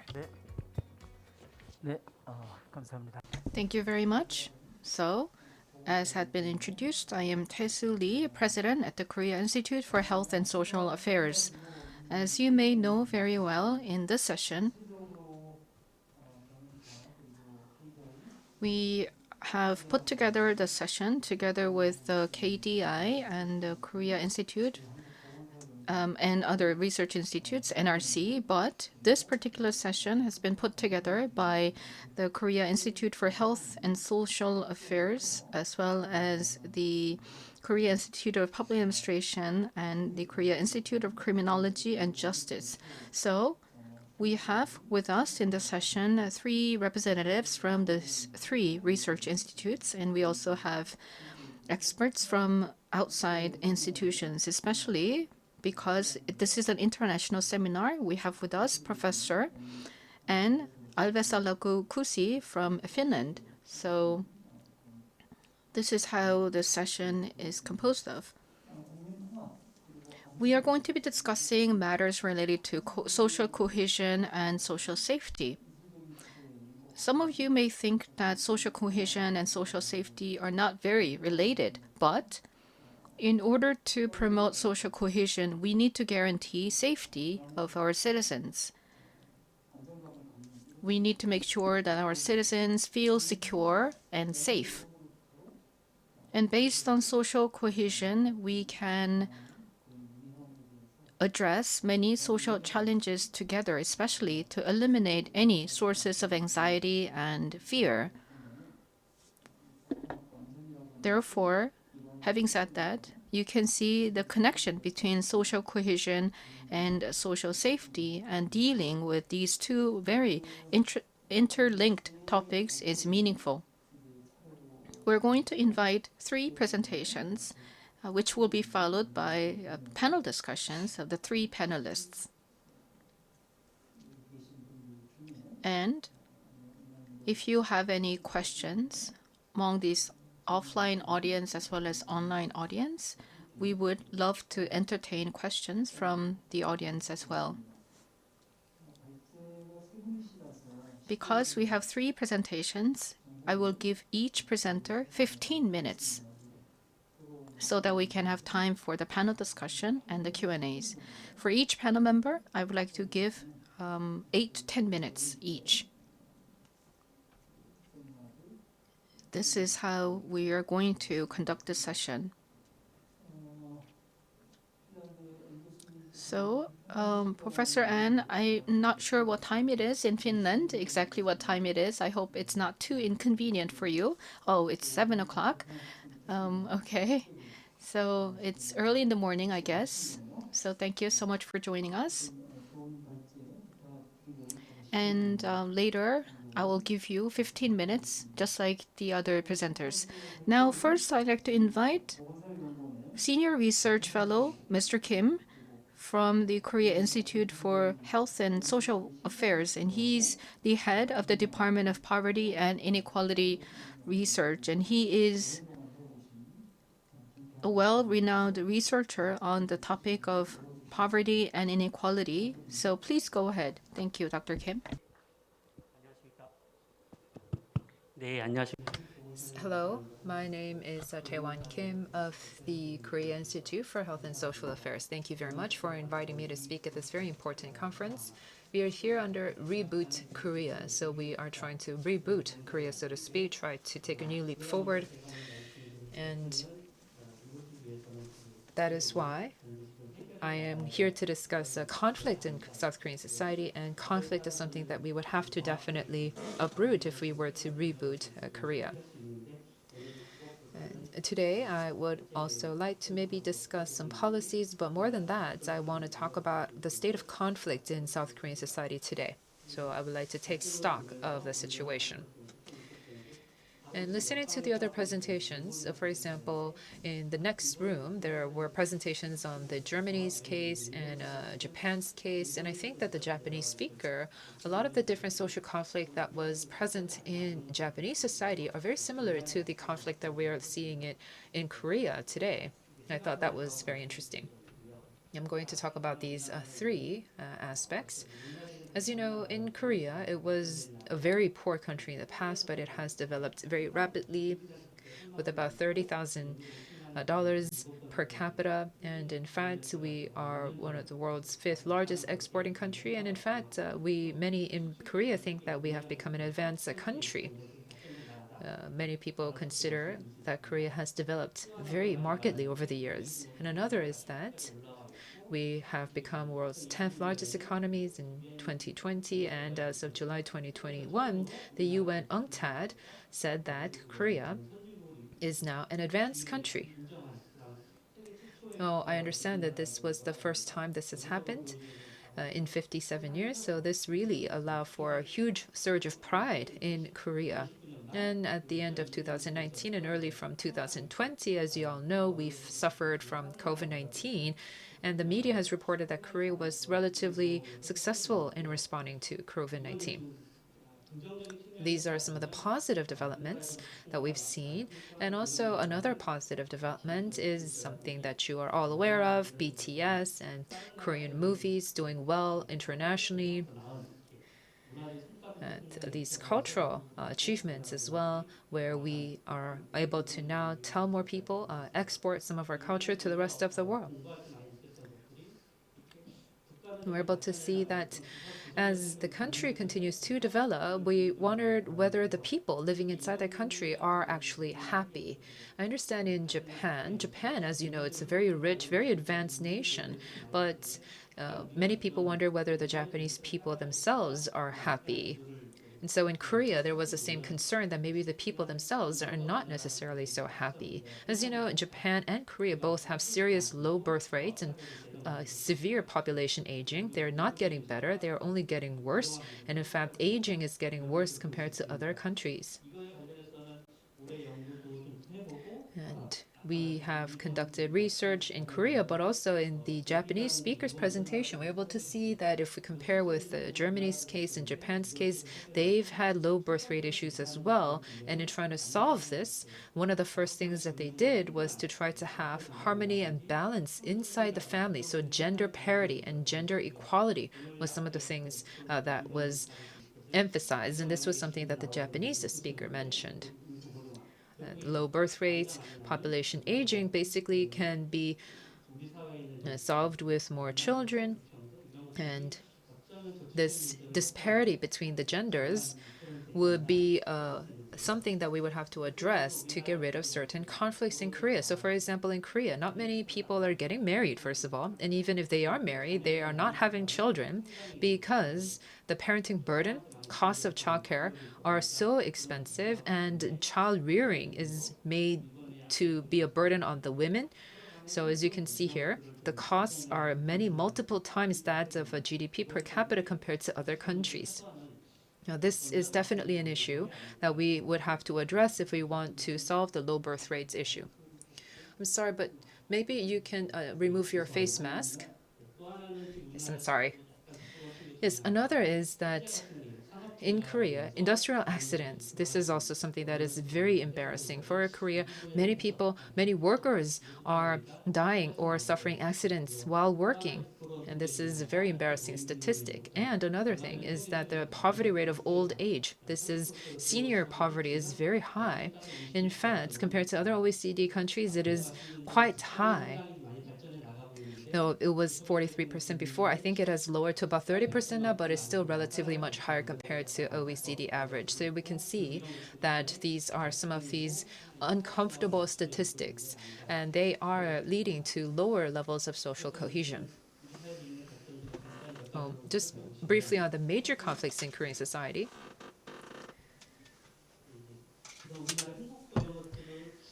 We've always been interested in happiness and quality of life. So they have gone up, but recently, the most recent years, we've seen that they have gone down. We believe that it was because of COVID-19 and also some levels of social isolation. But even with other countries, if we were to compare to other countries, our levels of happiness and quality of life had gone down for the past few years. So it's a big concern for us on how we have to address this. And another thing is that levels of trust in society, we thought that it would have also have gone down over the years, but on the contrary, trust levels have gone up. I think because also during COVID-19, the government took active measures for social health and public health and provided a lot of support for many members of the population, and this has increased levels of social trust. So this is one of those a few things that have gone up. So while happiness and quality of life may have dipped slightly over the past few years, trust levels have gone up. However, when there are some issues with isolation and lack of communication, we've been able to see that when we ask people who is completely trustworthy around you, when you're in a crisis situation, who can you turn to talk? And the people who are around us that we find to be completely trustworthy are decreasing in number. So this is another uncomfortable situation over the past few months. We've seen reports in the media that families would commit suicide to get rid of to get out of debt or to get out of poverty. This is because when they're in a crisis situation, there is no one who can help them.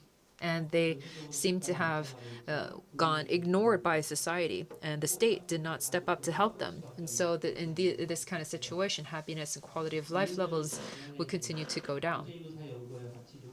A few years ago, NRC and we continued to worked on a study on conflict.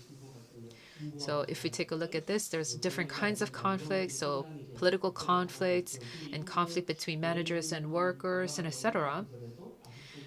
And this was true several years ago, but even this year, this is continuing to be the case. So another big conflict is conflict between regular and non-regular workers.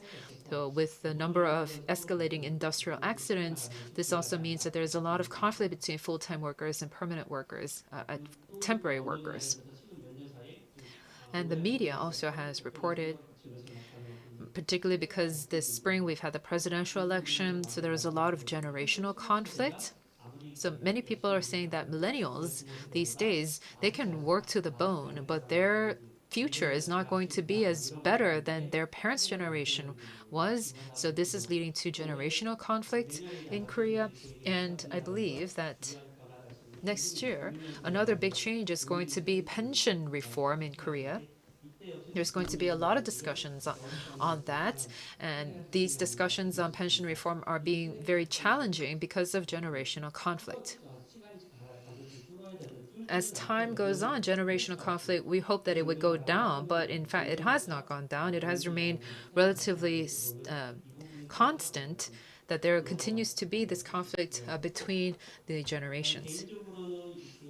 And personally, I have to say that there's a lot of different conflicts, but something that has been more marked over the past few months is political conflict. I think it's because we've had the presidential election this spring, but there's the conflict between progressives and conservatives, and also between different regions and ruling party and opposition party. This is not just being kept at the actual political arena, but in fact, this is pushing out into the wider society as a whole.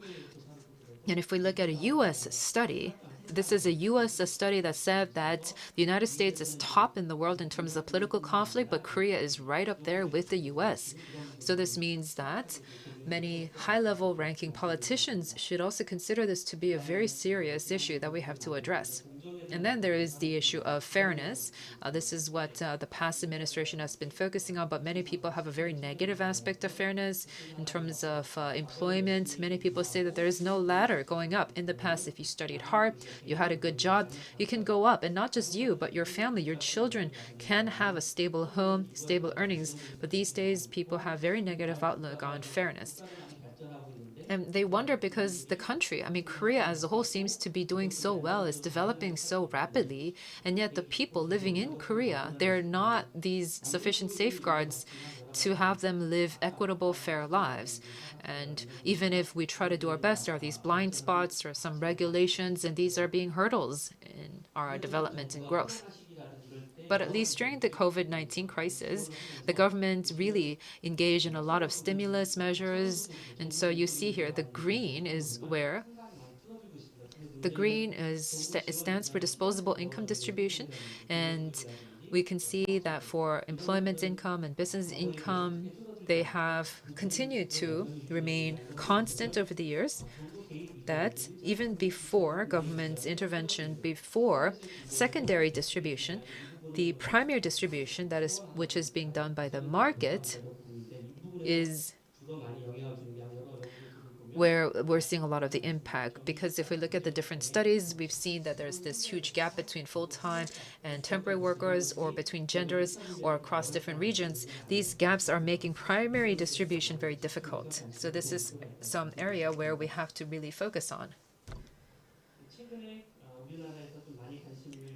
Recently in Korea, the public has paid a lot of attention on the wealth gap. And this is taken from National Assembly figures and also from the National Statistical Office, that the Gini coefficient has improved somewhat, looking at income levels, but the wealth gap is growing. So property values, real estate holdings, this is growing. And also it's growing generationally. So this wealth gap is also huge between the older generation, the younger generation. And even inside the same generation, there's huge wealth gap inside the same generation. So this is another huge point of conflict. And many people say that there's this wealth gap because there's a conflict in this labor markets, and there is a social structure that is really tailored towards the rich and professional workforce. And so we thought that it is really the realm of policy to try to address these issues, because this is what the public is concerned about. And so we tried to really understand what the people's concerns were. And we asked people, as I mentioned before, the senior level of insecurity and poverty are quite high. So one of the foremost people's concerns was instability in the old years after retirement. And then the second was employment. And then the third was unemployment. So if you become unemployed, will the government help me? So these were some of the concerns. And in some cases, people worry that some people would be helped out by the government, but some people will not. And so this is a big challenge. And another thing, as you can see here in the middle, is housing costs because real estate prices have inflated. And so in like this year, inflation levels have also gone up. So low income households have a lot of debt. For these people, they're constantly at risk. So housing costs are also a big concern for many people. And then when we ask people what are social concerns that you have, so these are not personal concerns, but concerns about the country, is that going forward, most people have the biggest concern was the lack of jobs, and then the second is real estate. I think that because the current situation is that many people are concerned about property values, that this is appearing in the statistics. Some people are also worried about infectious disease. I think that many experts would say that climate change is a very important issue, but as you can see here, it's kind of low on the list. Experts say that climate change and natural disasters are those issues that should be on the top of the list. But if we take a look at this opinion poll, it's not the case. However, it is still on the list down on the bottom, so this is another area that we have to pay attention to. We also asked people where you want the country to be headed in the future. We can see here that the level of public spending is quite low compared to the OECD average. If the OECD average is about 20, we're at about 12. This means that in the future, if we see a lot of expenditure increase, typically with the pension spending, this is going to go up. But if the public spending goes up, that might make a big change. But the actual income levels are continuing to remain low. So it's not going to be enough to cut down on the 40% poverty rate for seniors. And also, in the public expenditure, many people consider the actual spending is being done in kind and not in cash. Some people are very critical about this, but in fact, this public spending has been done in kind. And before the government intervenes, as I mentioned before, there is a primary distribution instead of redistribution.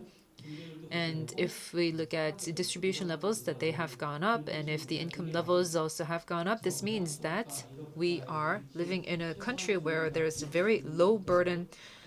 It's a low burden country, so we have to transition to at least a middle burden country with higher levels of public spending, so that that can go a long way to cut down on the social conflicts that I mentioned before. If we look at all of this, I think that there are two things that we have to work on, really. One is gender inequality, and second, political conflict. I think these are the two key things that we have to work on to try to up the levels of happiness across Korea. Thank you for your attention. 고맙습니다. 한국 Yes, thank you very much. That was a diagnosis, if you will, on the social conflicts in our society today in Korea. In a very short period of time, he gave us an illustration of the social conflicts in Korea. Of course, it's not going to be easy to diagnose all the conflict in full, but he has done a great job. I believe that the Korean Institute for Health and Social Affairs and other relevant think tanks have engaged in a rigorous research on looking into the different aspects of conflicts and also looking at how the lives of the actual people living in Korea might not necessarily be so happy. And he has tried to present this argument backed up with research. Obviously, there are many people who are not comfortable with the situation right now, and many people believe that the future will not be so bright either. And so this is the findings of some of the public opinion polls that he has provided to us in his presentation. And the key is to try to increase public spending, and we would have to, and that is going to be one of the solutions for us.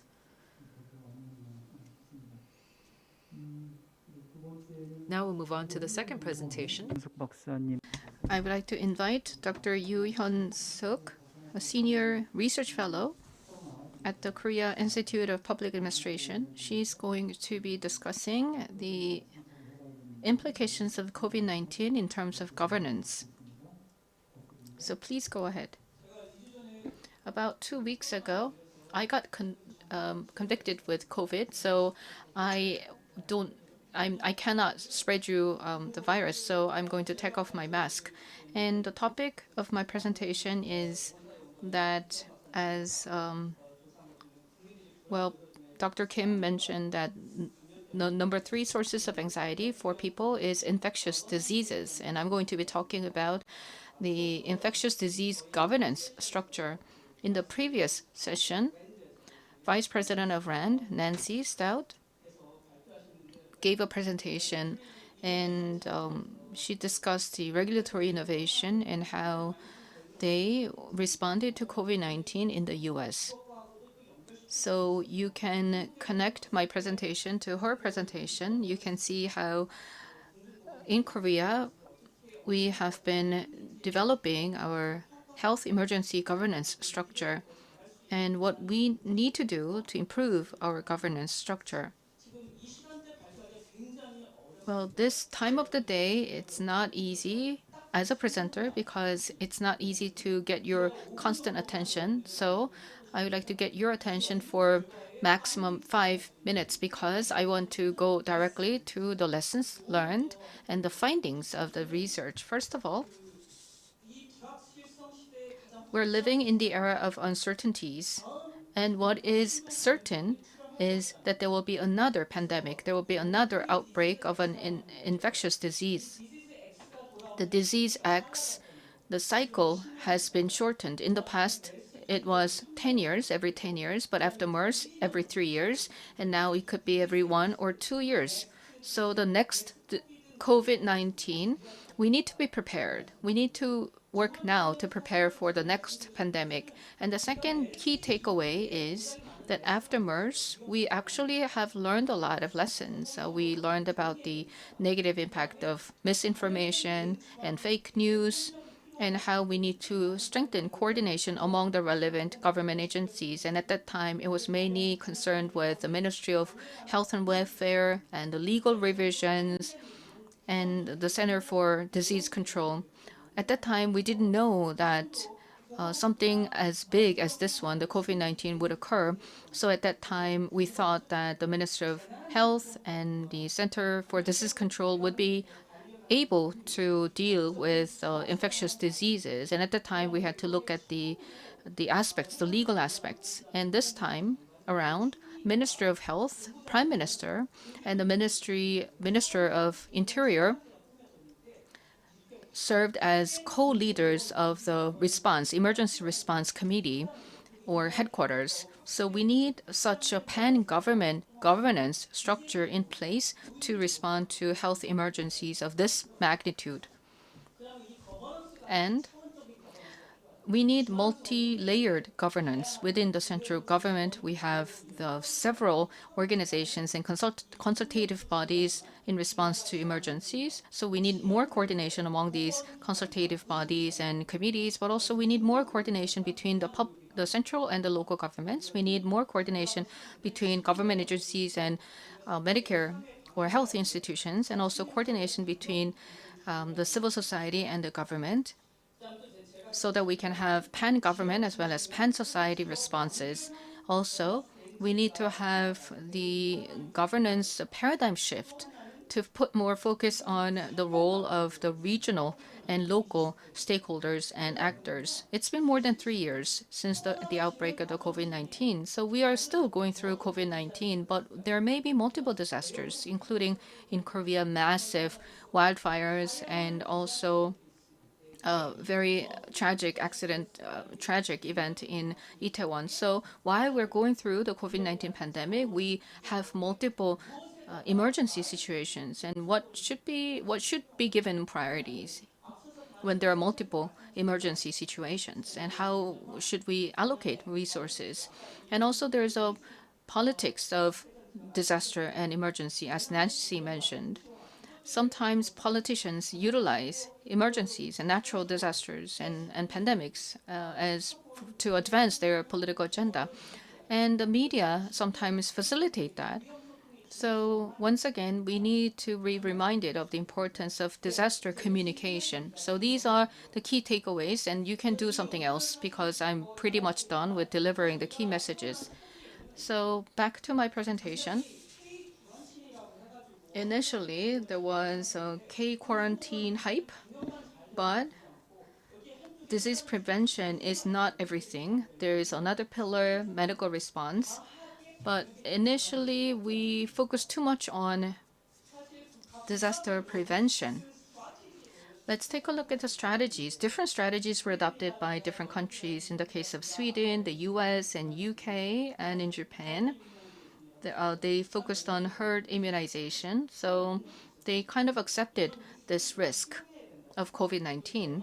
And in the case of Taiwan and China, they completely shut down their borders. They wanted to get rid of all the risk factors. But as for Korea, initially, in the first half of 2020, we made a lot of effort to reduce the number of deaths, and this was quite effective.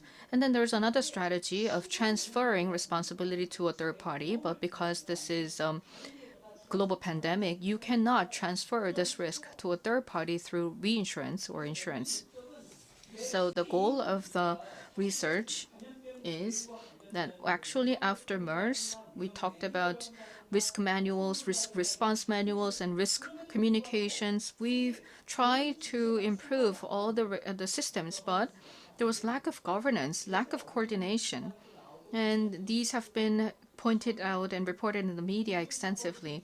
So I wanted to focus on multi-layered governance system and what the problems are. And I would also like to examine the public's confidence in the current governance structure. And there was the issue of hesitance, vaccination, and so public acceptance about vaccination was another part of the research. Well, we have the administrative organizations and the healthcare organizations, the Ministry of Health and Welfare. There are many people who have the medical doctor degree, but when it comes to the Ministry of Interior and the Prime Minister's office, they are just general policymakers, not specialized in the medical sector or the healthcare area. So it is not easy to coordinate between these different agencies with different kinds of expertise. As I mentioned, we wanted to take a look at the current emergency response governance, and we also used triangulation for our method. So we did both qualitative and quantitative study.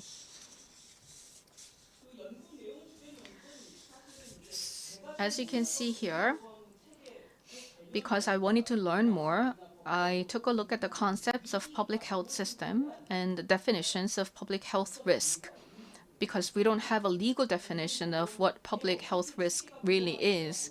And I didn't really know much about the governance. So together with Dr. Yoon from the Korea Institute for Health and Social Affairs, we conducted a co-study. And we took a look at the concepts of public health and public health risk governance, and also we examined the factors for vaccine acceptance.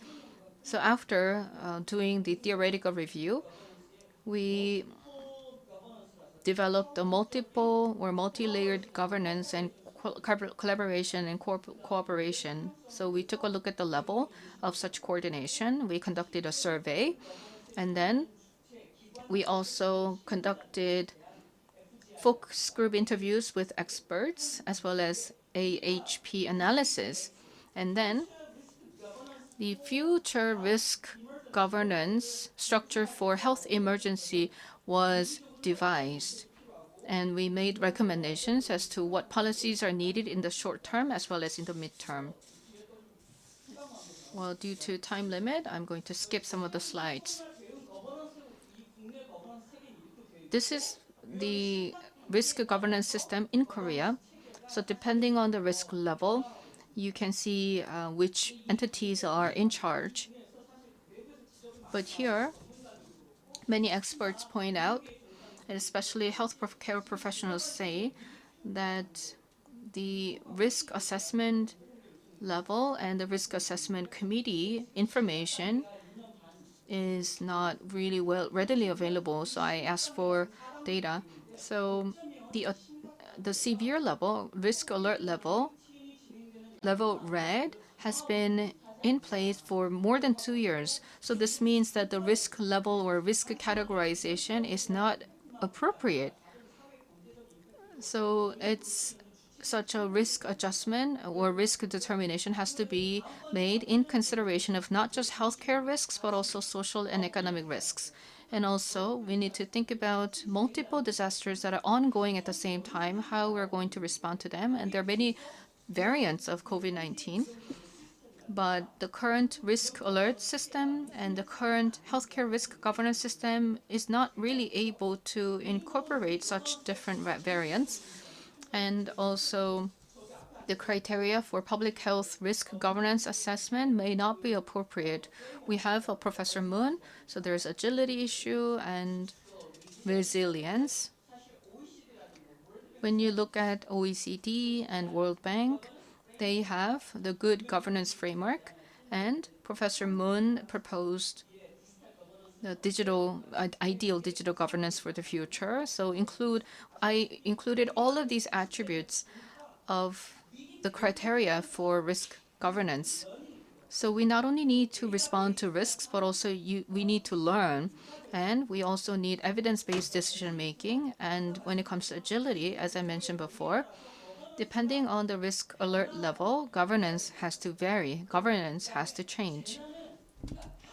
And as for disaster, I mean, we cannot completely avoid any disaster. So disasters do happen, and then we need resilience to recover from these disasters. In addition, as Dr. Kim mentioned, there are growing gaps, income gaps and gender gaps, and also gaps due to disabilities and regional gaps and generational gaps. So some people are at a different starting line, and so this is actually related to the behind the curtain theory. So for these socially vulnerable people, we need to have more inclusive policies. So we conducted a survey with 1,000 people. Agility and governance. There are 6 attributes of resilience and agility, as well as leadership. So these were included in the category of agility, and variability is included in the category of resilience. And we got feedback and input from the government agencies. Let's take a look at the findings because we are running short on time. When we take a look at the perception survey results, economic compensation was least favored. And of the response agencies, the agency that received the most negative perception was politicians. But then healthcare institutions and civil society, they were respected the most. Moving on to vaccine hesitation. People were afraid of abnormal vaccination reactions. And also they were not sure about the vaccination effect. And when we conducted a statistical analysis of the 6 variants, of the 6 variables, it is necessary to get rid of negative perception by focusing on the communication, because healthcare institutions receive the most trust. I already gave you the key lessons, key takeaways, so please remember them. So we conducted AHP analysis to develop a roadmap for future implementation, because we wanted to identify some of the key priority areas for improvement in terms of governance. So the number one area for improvement is redefining roles and responsibilities with more clarity, and also the legal system has to be improved. And public healthcare resources are not sufficient, so we need to expand and increase the medical resources, and we should also be able to utilize private sector resources by revising the laws. And also at the same time, we need to provide compensation for the private sector resources that are given to the public sector. And also, it is critical to secure enough volume, doses of vaccine earlier on. So in the future, when we have another major infectious disease, we need to be able to secure enough vaccine doses for the public. And then we have the short-term, medium-term, and long-term tasks that we need to implement. And then we have the key findings. I hope that you will remember these key takeaways. Thank you for your attention. Thank you.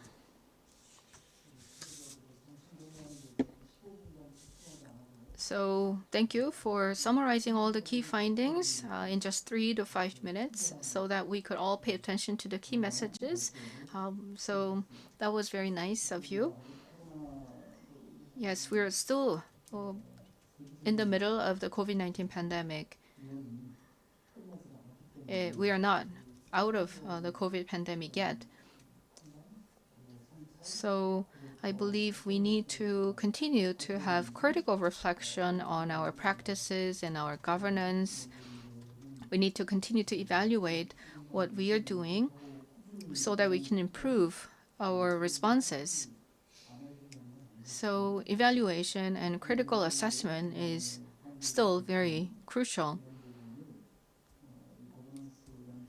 The Korean government and the public, the society have been responding to COVID-19, and she did a research study using a survey and an AHP analysis and so on. So thank you. But I hope all of you in the audience to remember the key findings that she mentioned early in the beginning of the presentation. Thank you.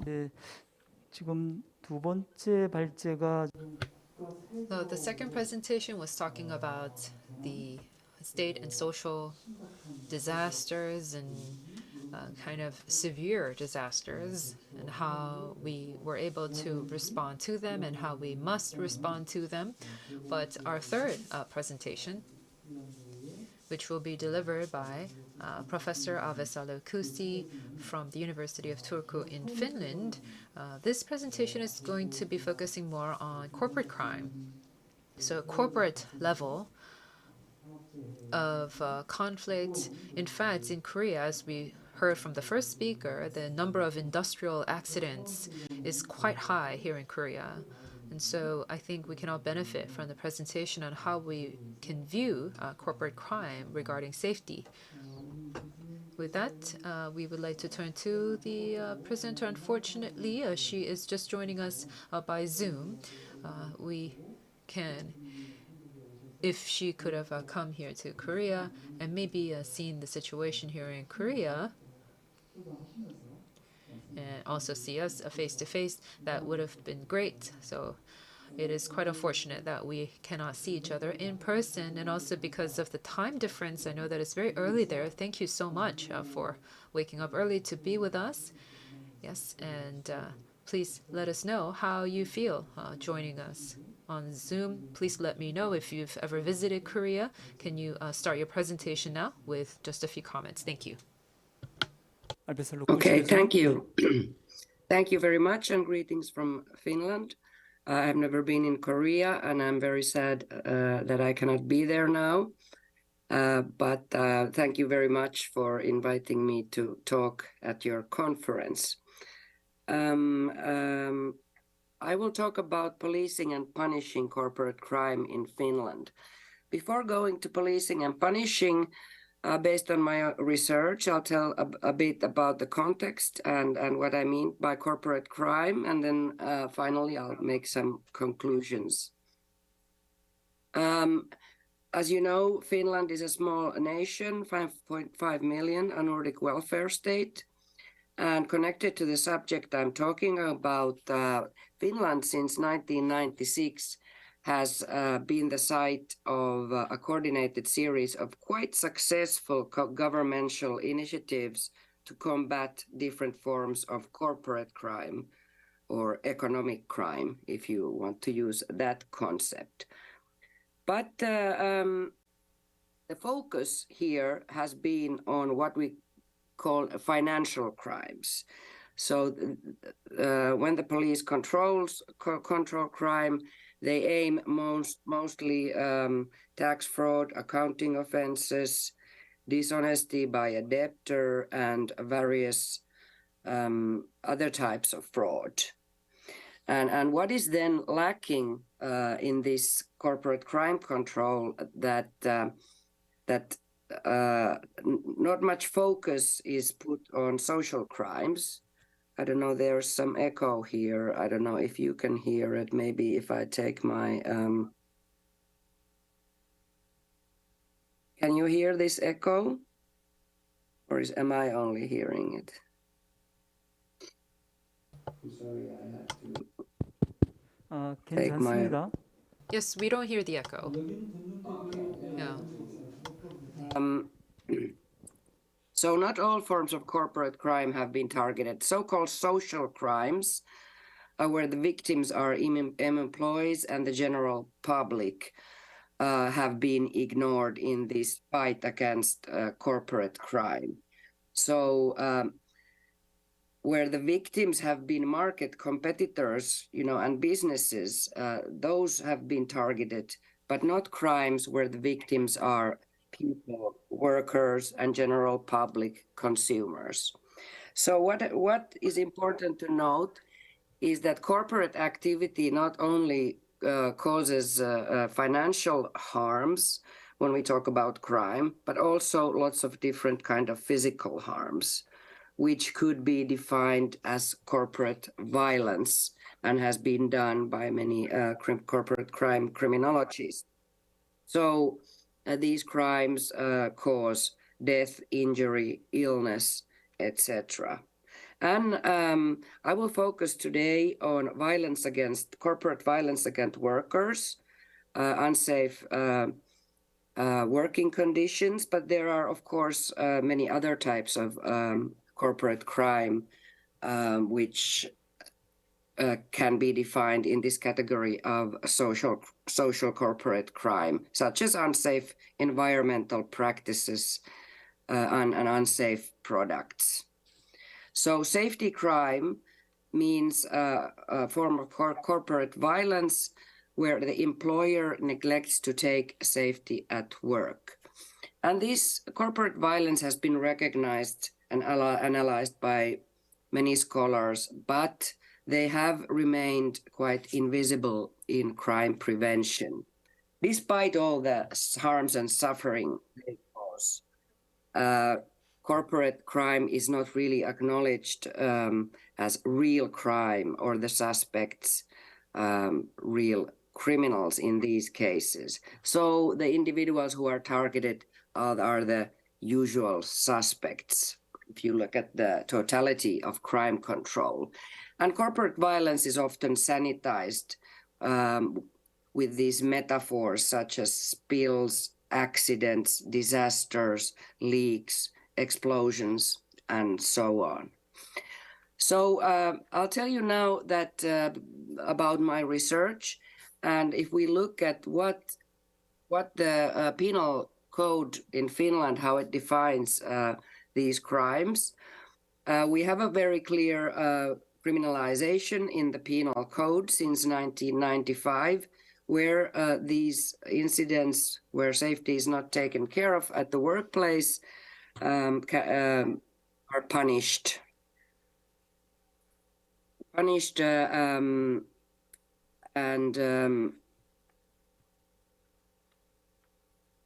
Even though these are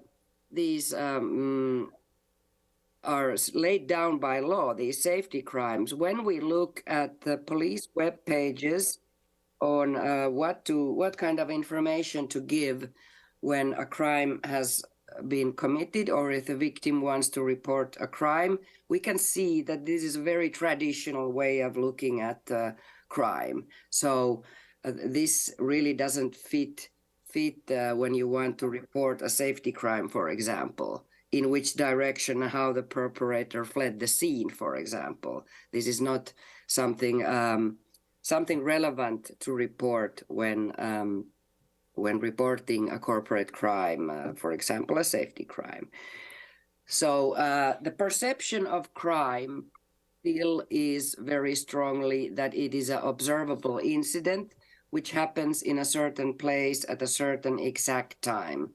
And an individual commits an intentional act and has a guilty mind. And there is a clear chain of cause and effect in these cases. So these common sense assumptions have, of course, close linkages to criminal doctrine, and they provide this conceptual framework of how safety crimes are perceived and understood by the police. So we did a study where we interviewed police who had investigated these crimes, and we also had other data, but I will focus on the interviews.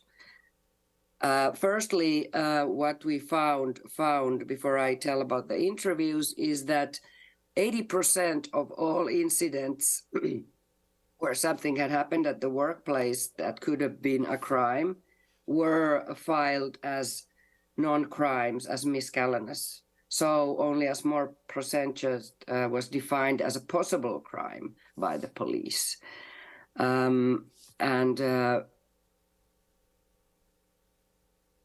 When we interviewed the police, they were defined as accident and registered, as I said. And the police perception of these incidents, what they involve a lot of bad luck, and they focused a lot on the individual, that it is the individual who has done some mistake. And as one interviewee here said, who had investigated these for a longer time, that it took him 3 years to understand that they are crimes, not accidents. Also, there was strongly the perception within the police that these are not real criminals. They are not really awfully criminal. They are normal people who you can talk with, unlike with the usual suspects, which they defined as piles of shit. And also it was difficult when they talked with the CEOs with their ties and suits that to think of them as suspects because they didn't look like criminals. Also, this type of policing wasn't thought as being the most media sexy wanted police work.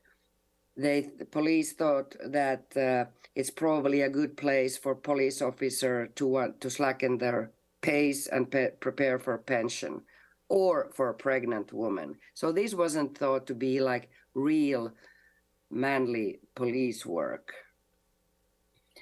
What was typical also was victim blaming. So they talked a lot about if the employees as people who have caused it themselves. And they, in the police reports, it was often mentioned when the case was not investigated that the victim blames themselves. And this clearly led to that the cases were not investigated. And also there was not much understanding of the corporate benefit in neglecting to take care of safety.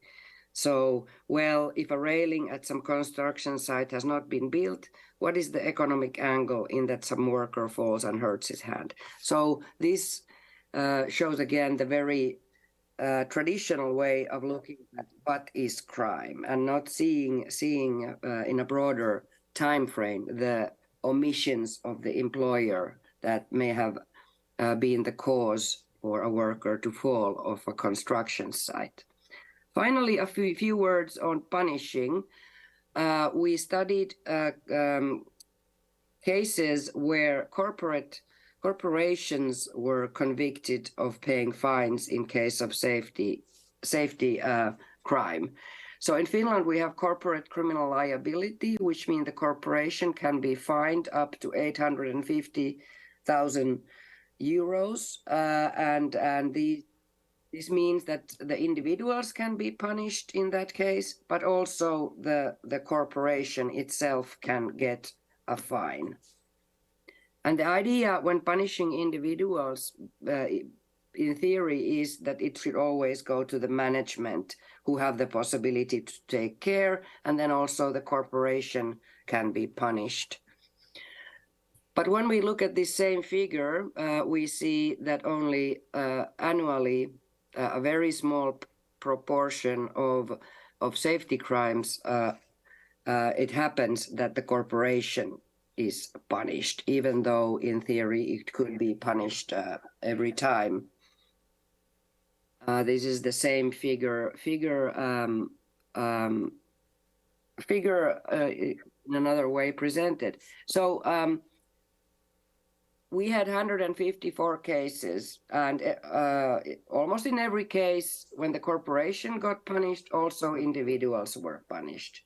And what was interesting, that when individuals were punished, they were low and middle management people, very seldom top brass. And the corporate fines were very low, constituting less than 0.1% of the annual turnover. The average fine was 10,700 euros, and the median was 5,000. And you remember the maximum could be 850,000. So just very, very small fines. Some conclusions. Well, what can explain this these kind of results, the under policing and under punishing of safety crime? Well, when we think about police culture and what police define, what is defined as police property, the things that police should deal with, is usually constituted around low status, powerless groups who dominant groups in society perceive as problematic. I mean, this could also be very clearly seen in the interviews. Also, the traditional sense of order and disorder, of a particular sense of order that the police officers are institutionalized in. So they are most concerned with instances of disorder between individuals. What me and my colleague David White have sort of theorized a bit is talk about structural readiness and conceptual readiness. So structural readiness means that what are the structures that are needed to police this type of crime. So the structures would mean like proper legislation, resources to investigate and know-how, but then also the conceptual readiness is important, where the police officers, the police culture enhances that police indicate an ability to move beyond their conventional role of maintaining interpersonal disorder. So this would be a very important element. So what I think is that the conceptual readiness and the mind, even though these results are a bit pessimistic, what I showed you, that the conceptual readiness or mindset of police is not fixed. These can be changed over time. And when we think about, I told in the beginning that we have had successes in investigating in financial types of corporate crime, and that there was a big shift also in the structures. There was a big change, but also as time passed, also in the mindsets of what police started to perceive as real police work and and uh, and what they saw as real crime. Okay, thank you for your attention.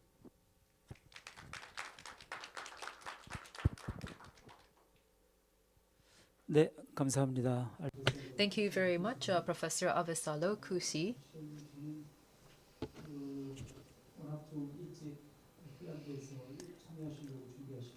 Yes, she is up very early, and yes, I was going to give you maybe about 5 more minutes because you couldn't come here to Korea, but you've actually finished right on the dot, 15 minutes. So thank you for being so thorough and keeping to the time limit. Thank you so much.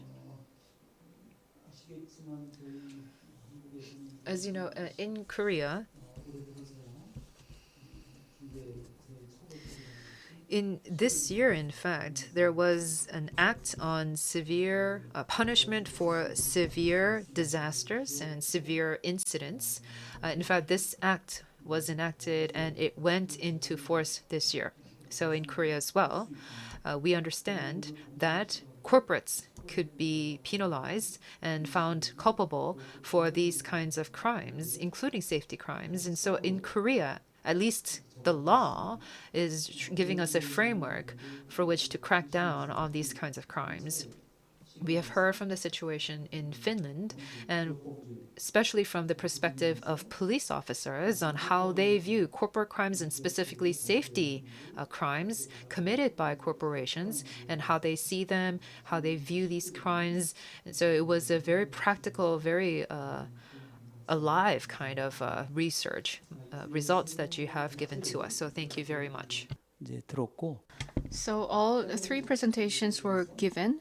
Now I'm going to invite the three panel members who will discuss on these presentations, and they may also ask questions to the presenters.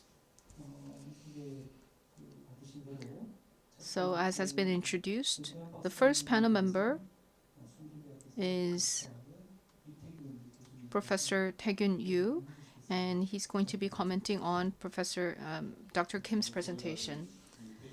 As has been introduced, I am Taegyun Yu. I'm very happy to meet you.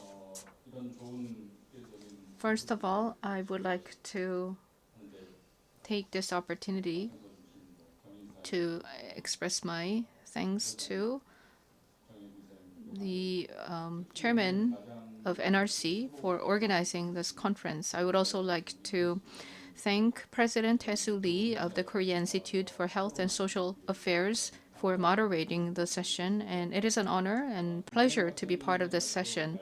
I enjoyed Dr. Kim's presentation.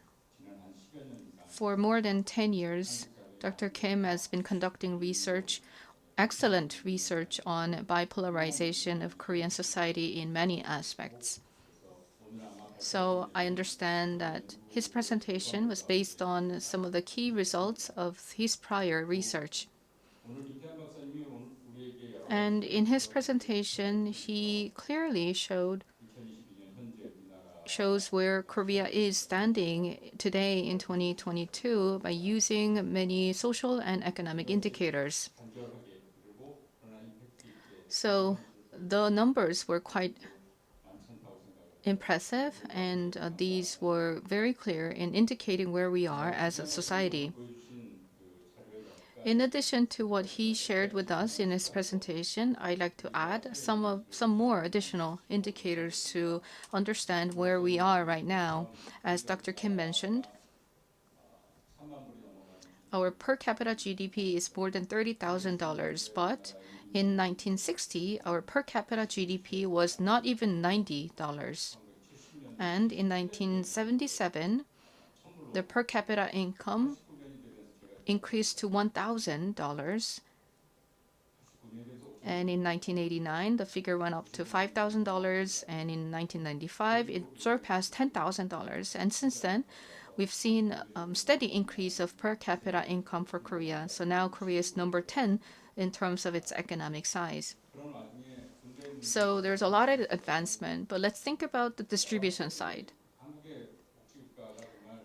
Many researchers have different views on how much welfare we have. But when you take a look at the legal system and programs, we have very good systems in place. We have 8 major social insurance systems, especially our public health insurance system is regarded very highly in the world. I'm not sure what Koreans think about this medical insurance, but it is highly regarded. But what about our status as a country? As Dr. Kim mentioned, in 2021 at UNCTAD, they finally designated Korea as an advanced country, no longer a middle country. And this is the first in the history of 57 years of the UN. What it means is that in the past, Korea received official development aid. So we used to be an ODA recipient, but we transformed ourselves into a donor country. And Korea is the only country that has been able to do so. So since the beginning of OECD DAC, or since the beginning of the UN, Korea is the first country that has transformed itself from an aid recipient to an aid donor country. So this is almost a miracle. And now we're recognized as an advanced economy, an advanced country. So for the past 7 decades, Korea has achieved enormous progress economically. But as Dr. Kim mentioned, when we go deep dive into our Korean society, there are many unfortunate aspects. Of the many indicators that Dr. Kim shared, I'd like to draw your attention to one particular indicator, which is the lowest fertility rate that we have among the OECD countries. So our birth rate is only 0.81, which means that our population is continuing to decline. The combined birth rate is 0.181, and this, I believe, is an indicator of how much hope the public has about the future. So when they see that there's bright future, they may want to have more babies. So this is an indicator for that. And in addition, as a social science scholar, I pay attention to many of the lagging indicators. And one of the key lagging indicators is the suicide rate. For the past 12 years, Korea was unfortunately number 1 among the OECD countries in terms of suicide rate. So we have 25.7 people committing suicide out of 100,000. So we have the highest suicide rate among the OECD countries. Why do we have such a low birth rate and such a high suicide rate? I mentioned that the fertility rate is about hope, and the suicide rate is a barometer that shows how much help is available for those who are in need, who are in despair. So it is unfortunate that the birth rate is the lowest and the suicide rate is the highest in Korea. So it means that we have hopeless and helpless society. That is the reality, a harsh reality that we are in. There are many researchers studying happiness, and they would conclude that happiness is basically about the difference between your expectation of what your life should be and what your actual life looks like. So how much of a difference there is between your expectation and your reality. So if there is a big difference, then people are not very happy. So there is a big difference between people's expectation and their reality in Korean society. And they believe that such a gap or difference will not be narrowed in the future. So there's no hope. Of course, it may run the risk of simplifying happiness, but still, I think it has implications. if we understand happiness and in terms of sort of working on definition, if we consider happiness as a difference between your expectation and reality, and if we see that there's not a lot of happiness among Korean people, it is very clear what policymakers and politicians have to do. Korea is currently a hopeless and helpless society. How can we change this? What do we need to do? We need to find answers to this question. And based on the answers, we need to find solutions. And we need to work together to change this. Then, of course, the question is how? What do we need to do? And how are we going to do that? As a researcher on social policies, for a very long time, I've been searching for an answer to this question. And recently, I came up with some principles, a couple of principles. So I want to share with you these two principles that I have in mind. But I would also later like to invite Dr. Kim to comment on them. So in addition to describing the current status, the current situation, I'm sure Dr. Kim has some good ideas as to what we can do to address this situation. So I would appreciate that if Dr. Kim can share with us his ideas on what we need to do. So going back to my two principles. The first one is, well, when you are a physicist studying quantum physics, they would say that the universe continues to expand. So there's an increase in entropy. The level of disorder continues to increase, and it is not fixed. So the universe is expanding in a disorderly manner. The universe is all about expansion and orderless expansion. So if that's the case, in Korean society, the first principle we need to remember is that we need to be more bold and aggressive in trying out new things that we were afraid of doing in the past. And some would say that these are creative disruptions or innovation, but I would like to argue that we need to break away from the mold that we've been in. We have to break out of the comfort zone and try drastically new ideas. We have so many social problems, including bipolarization and inequalities. These cannot be addressed on a case-by-cases, but we need a more higher level and meta-level approach to addressing these challenges. The second principle is, it may sound rather paradoxical, but I mentioned that we need to try something very different, but our focus should be on individuals rather than social structures. In other words, we should not focus on communities or governments or states, but rather we need to zoom in on to individuals and how we can help individuals realize their full potential. So that should be the key focal point. So these are the two principles that I want to share with you. And I would also like to Dr. Kim to comment on these. Thank you. Thank you very much. He laid out some of the ideas.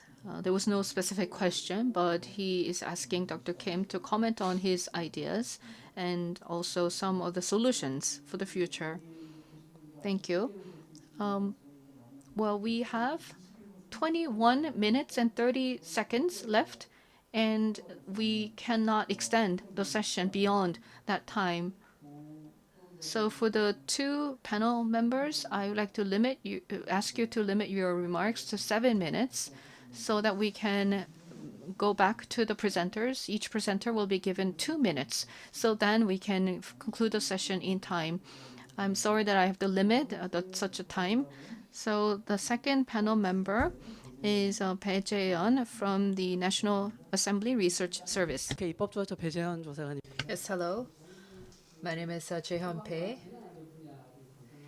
And at my think tank, I focus on disaster prevention and particularly fire administration. We have been living in the COVID-19 situation for several years now. So I was able to really learn a lot from Dr. Ryu's presentation talking about our overall response to COVID-19. Because if we were able to see from the title of the presentation, title of the research, is that this is really a massive kind of study. I also majored in public administration, so I was also awed by the fact that this is a huge research project. So just looking at the theme was quite astounding to me because I don't understand how they were able to pull it off. But in any case, listening and reading the research, I have to say that I was able to learn a lot. And in the presentation, she began with the 6 lessons.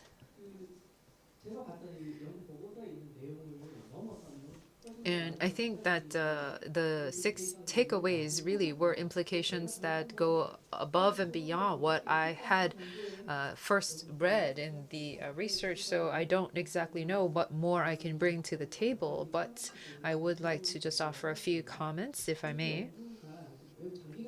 Now, this research is on the disease management system that continues to evolve. I think that it's very difficult because these new and novel infectious diseases continue to come out all the time. So we need to take a near-term, mid-term, and long-term approach, and those different important considerations for each of the time terms. The research is quite meaningful, I believe. The results on awareness, I think that almost everyone would be able to identify with the research results.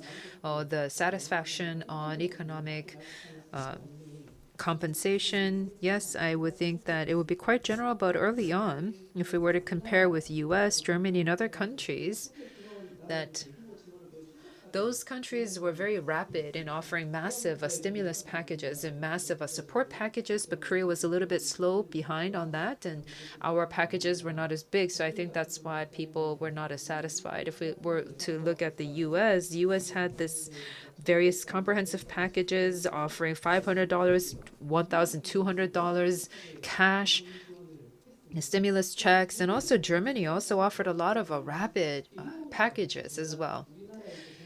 In Korea, if we look at the support that Korea gave, the support checks, especially the cash checks,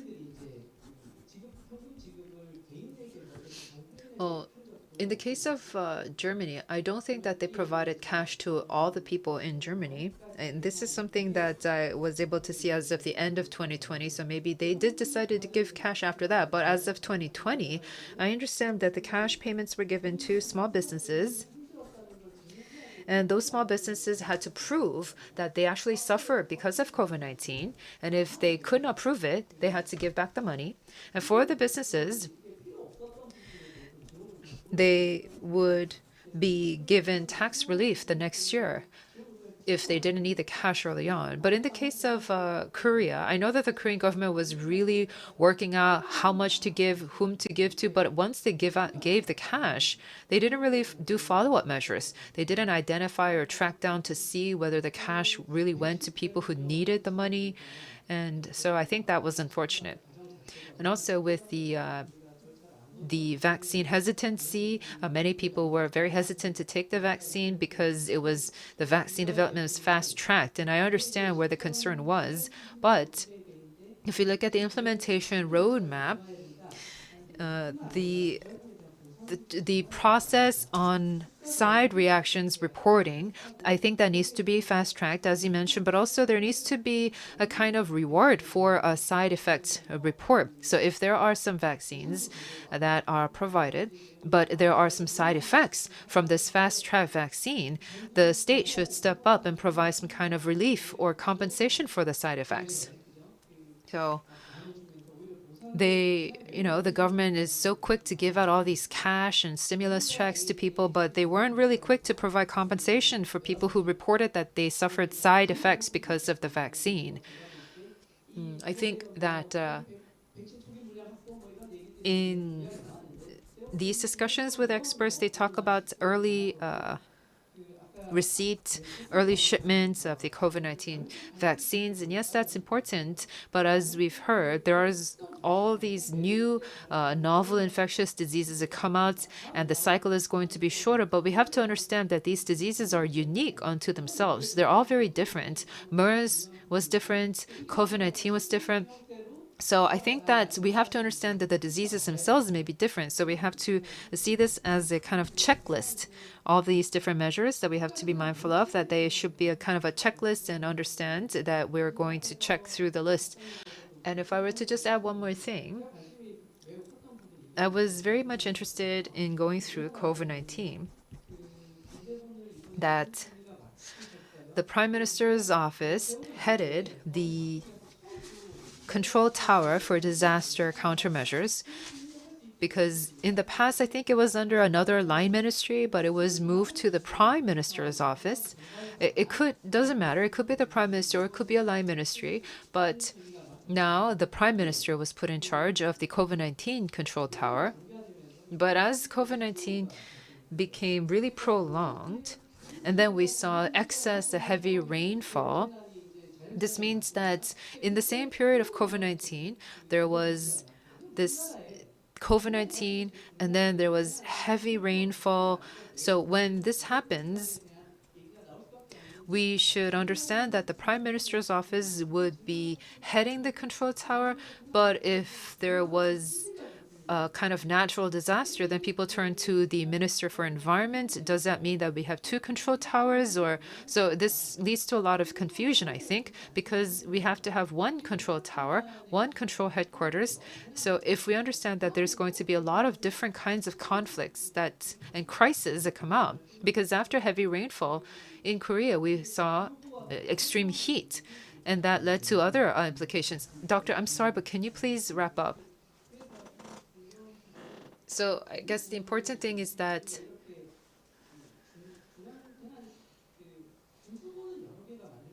we can create small, I guess, control offices, but we have to have a single control headquarter. That is all. I'm sorry I had to cut in and cut short your intervention. Perhaps we can ask Dr. Yu to respond to that comment. Now we'd like to ask Dr. Yoon. 박사님께서 세 번째 알베살로 Yes, Dr. Yoon, can you respond to Professor Alvesalo's presentation? 네, 안녕하세요.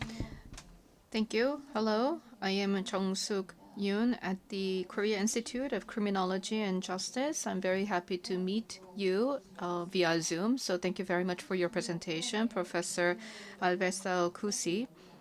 At our institute, we have 60 researchers with doctorate degree, but we only have less than five people studying corporate crimes in our institute, so there's not enough attention to and research on corporate crimes. So it was very meaningful that she presented several key issues that we need to examine, and we could see that it requires a lot of research and something that researchers can continue to study in the future. I don't have much time, so I am going to read the prepared discussion. So your presentation presented reasons why we need to penalize corporate crimes. So you mentioned corporate violence, the term, and corporate violence may also lead to physical harm and economic harm, just like individual crimes. And also workers and consumers and employees, general public can experience damage or losses, and these may lead to illnesses and injuries, and also their family members can also be affected, including psychological impact and loss of jobs and many others. So there may be many different kinds of damages and losses caused by corporate crimes. So thank you very much. So safety crimes of corporates are perceived differently because the general public may consider them not as substantial crime but as accidents or unfortunate incidents. So there's no specific act of crime, so they don't know who is responsible, and middle managers or lower level managers would be responsible, but not the management or top management. So criminalization of such corporate crimes is not easy. And also, the police perception was pointed out in the presentation. In Finland, there was a survey and interview with police officers, and they focus on crimes committed by individuals rather than corporates. And so it is not easy to investigate such cases because of the perception.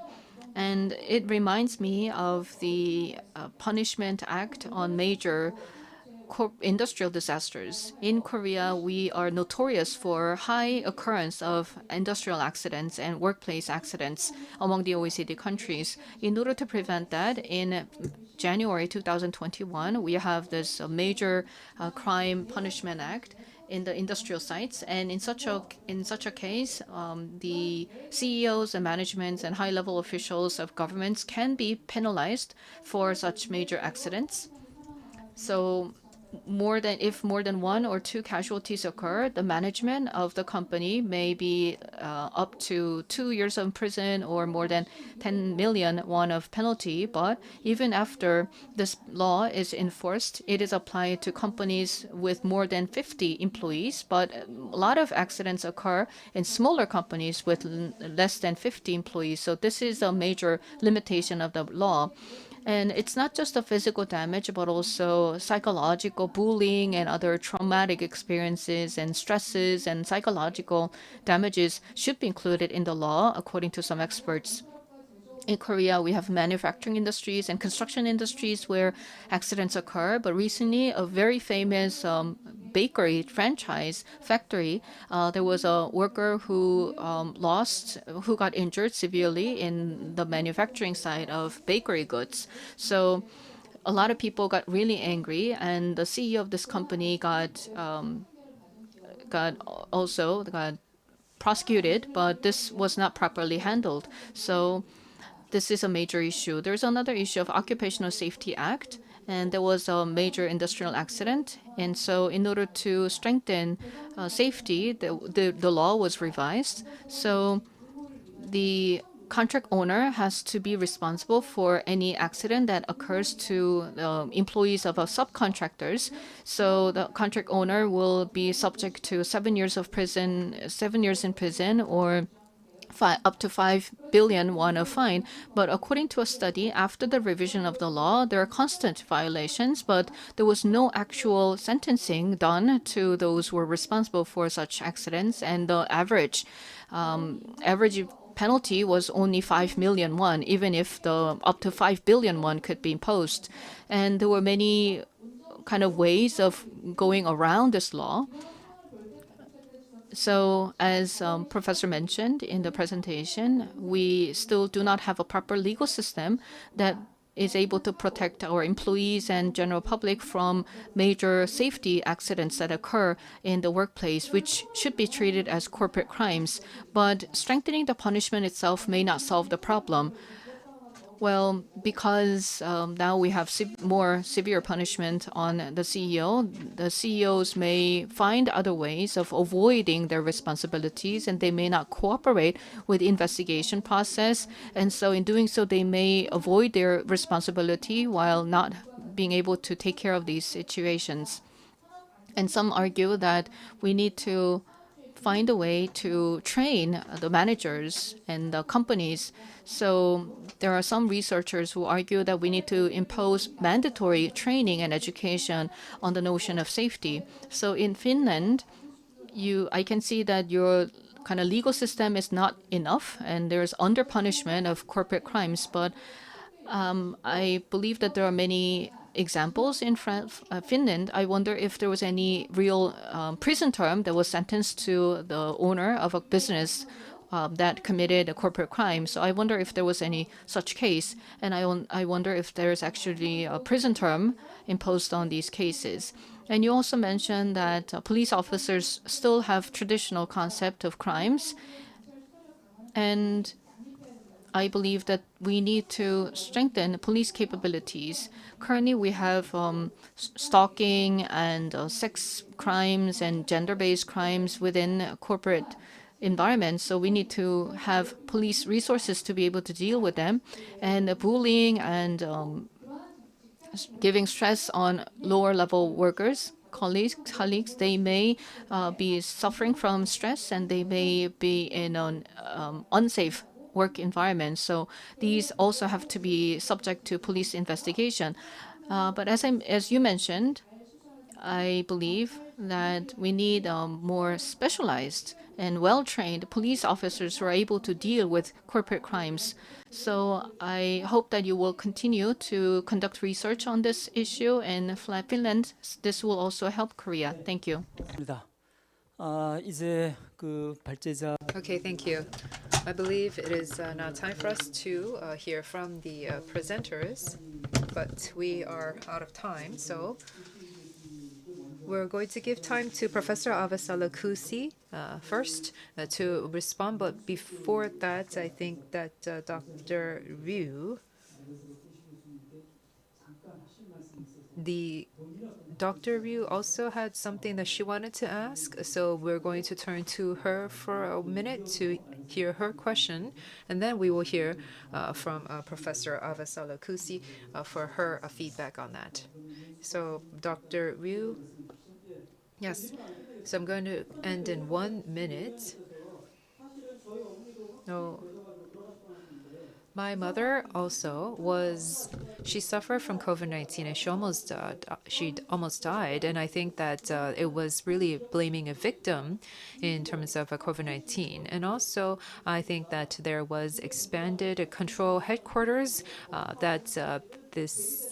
for the expanded control headquarters, that was different. So that's what I wanted to ask. And to Professor Avasalo, in the UK, I know that there is a Corporate Crime Act, even for safety crimes. I was wondering if in Finland there is an act of corporate manslaughter or corporate murder. If there is an act like that, like in the UK, can you please respond? 한 3분 정도 드릴 수 있습니다. We will give you 3 minutes.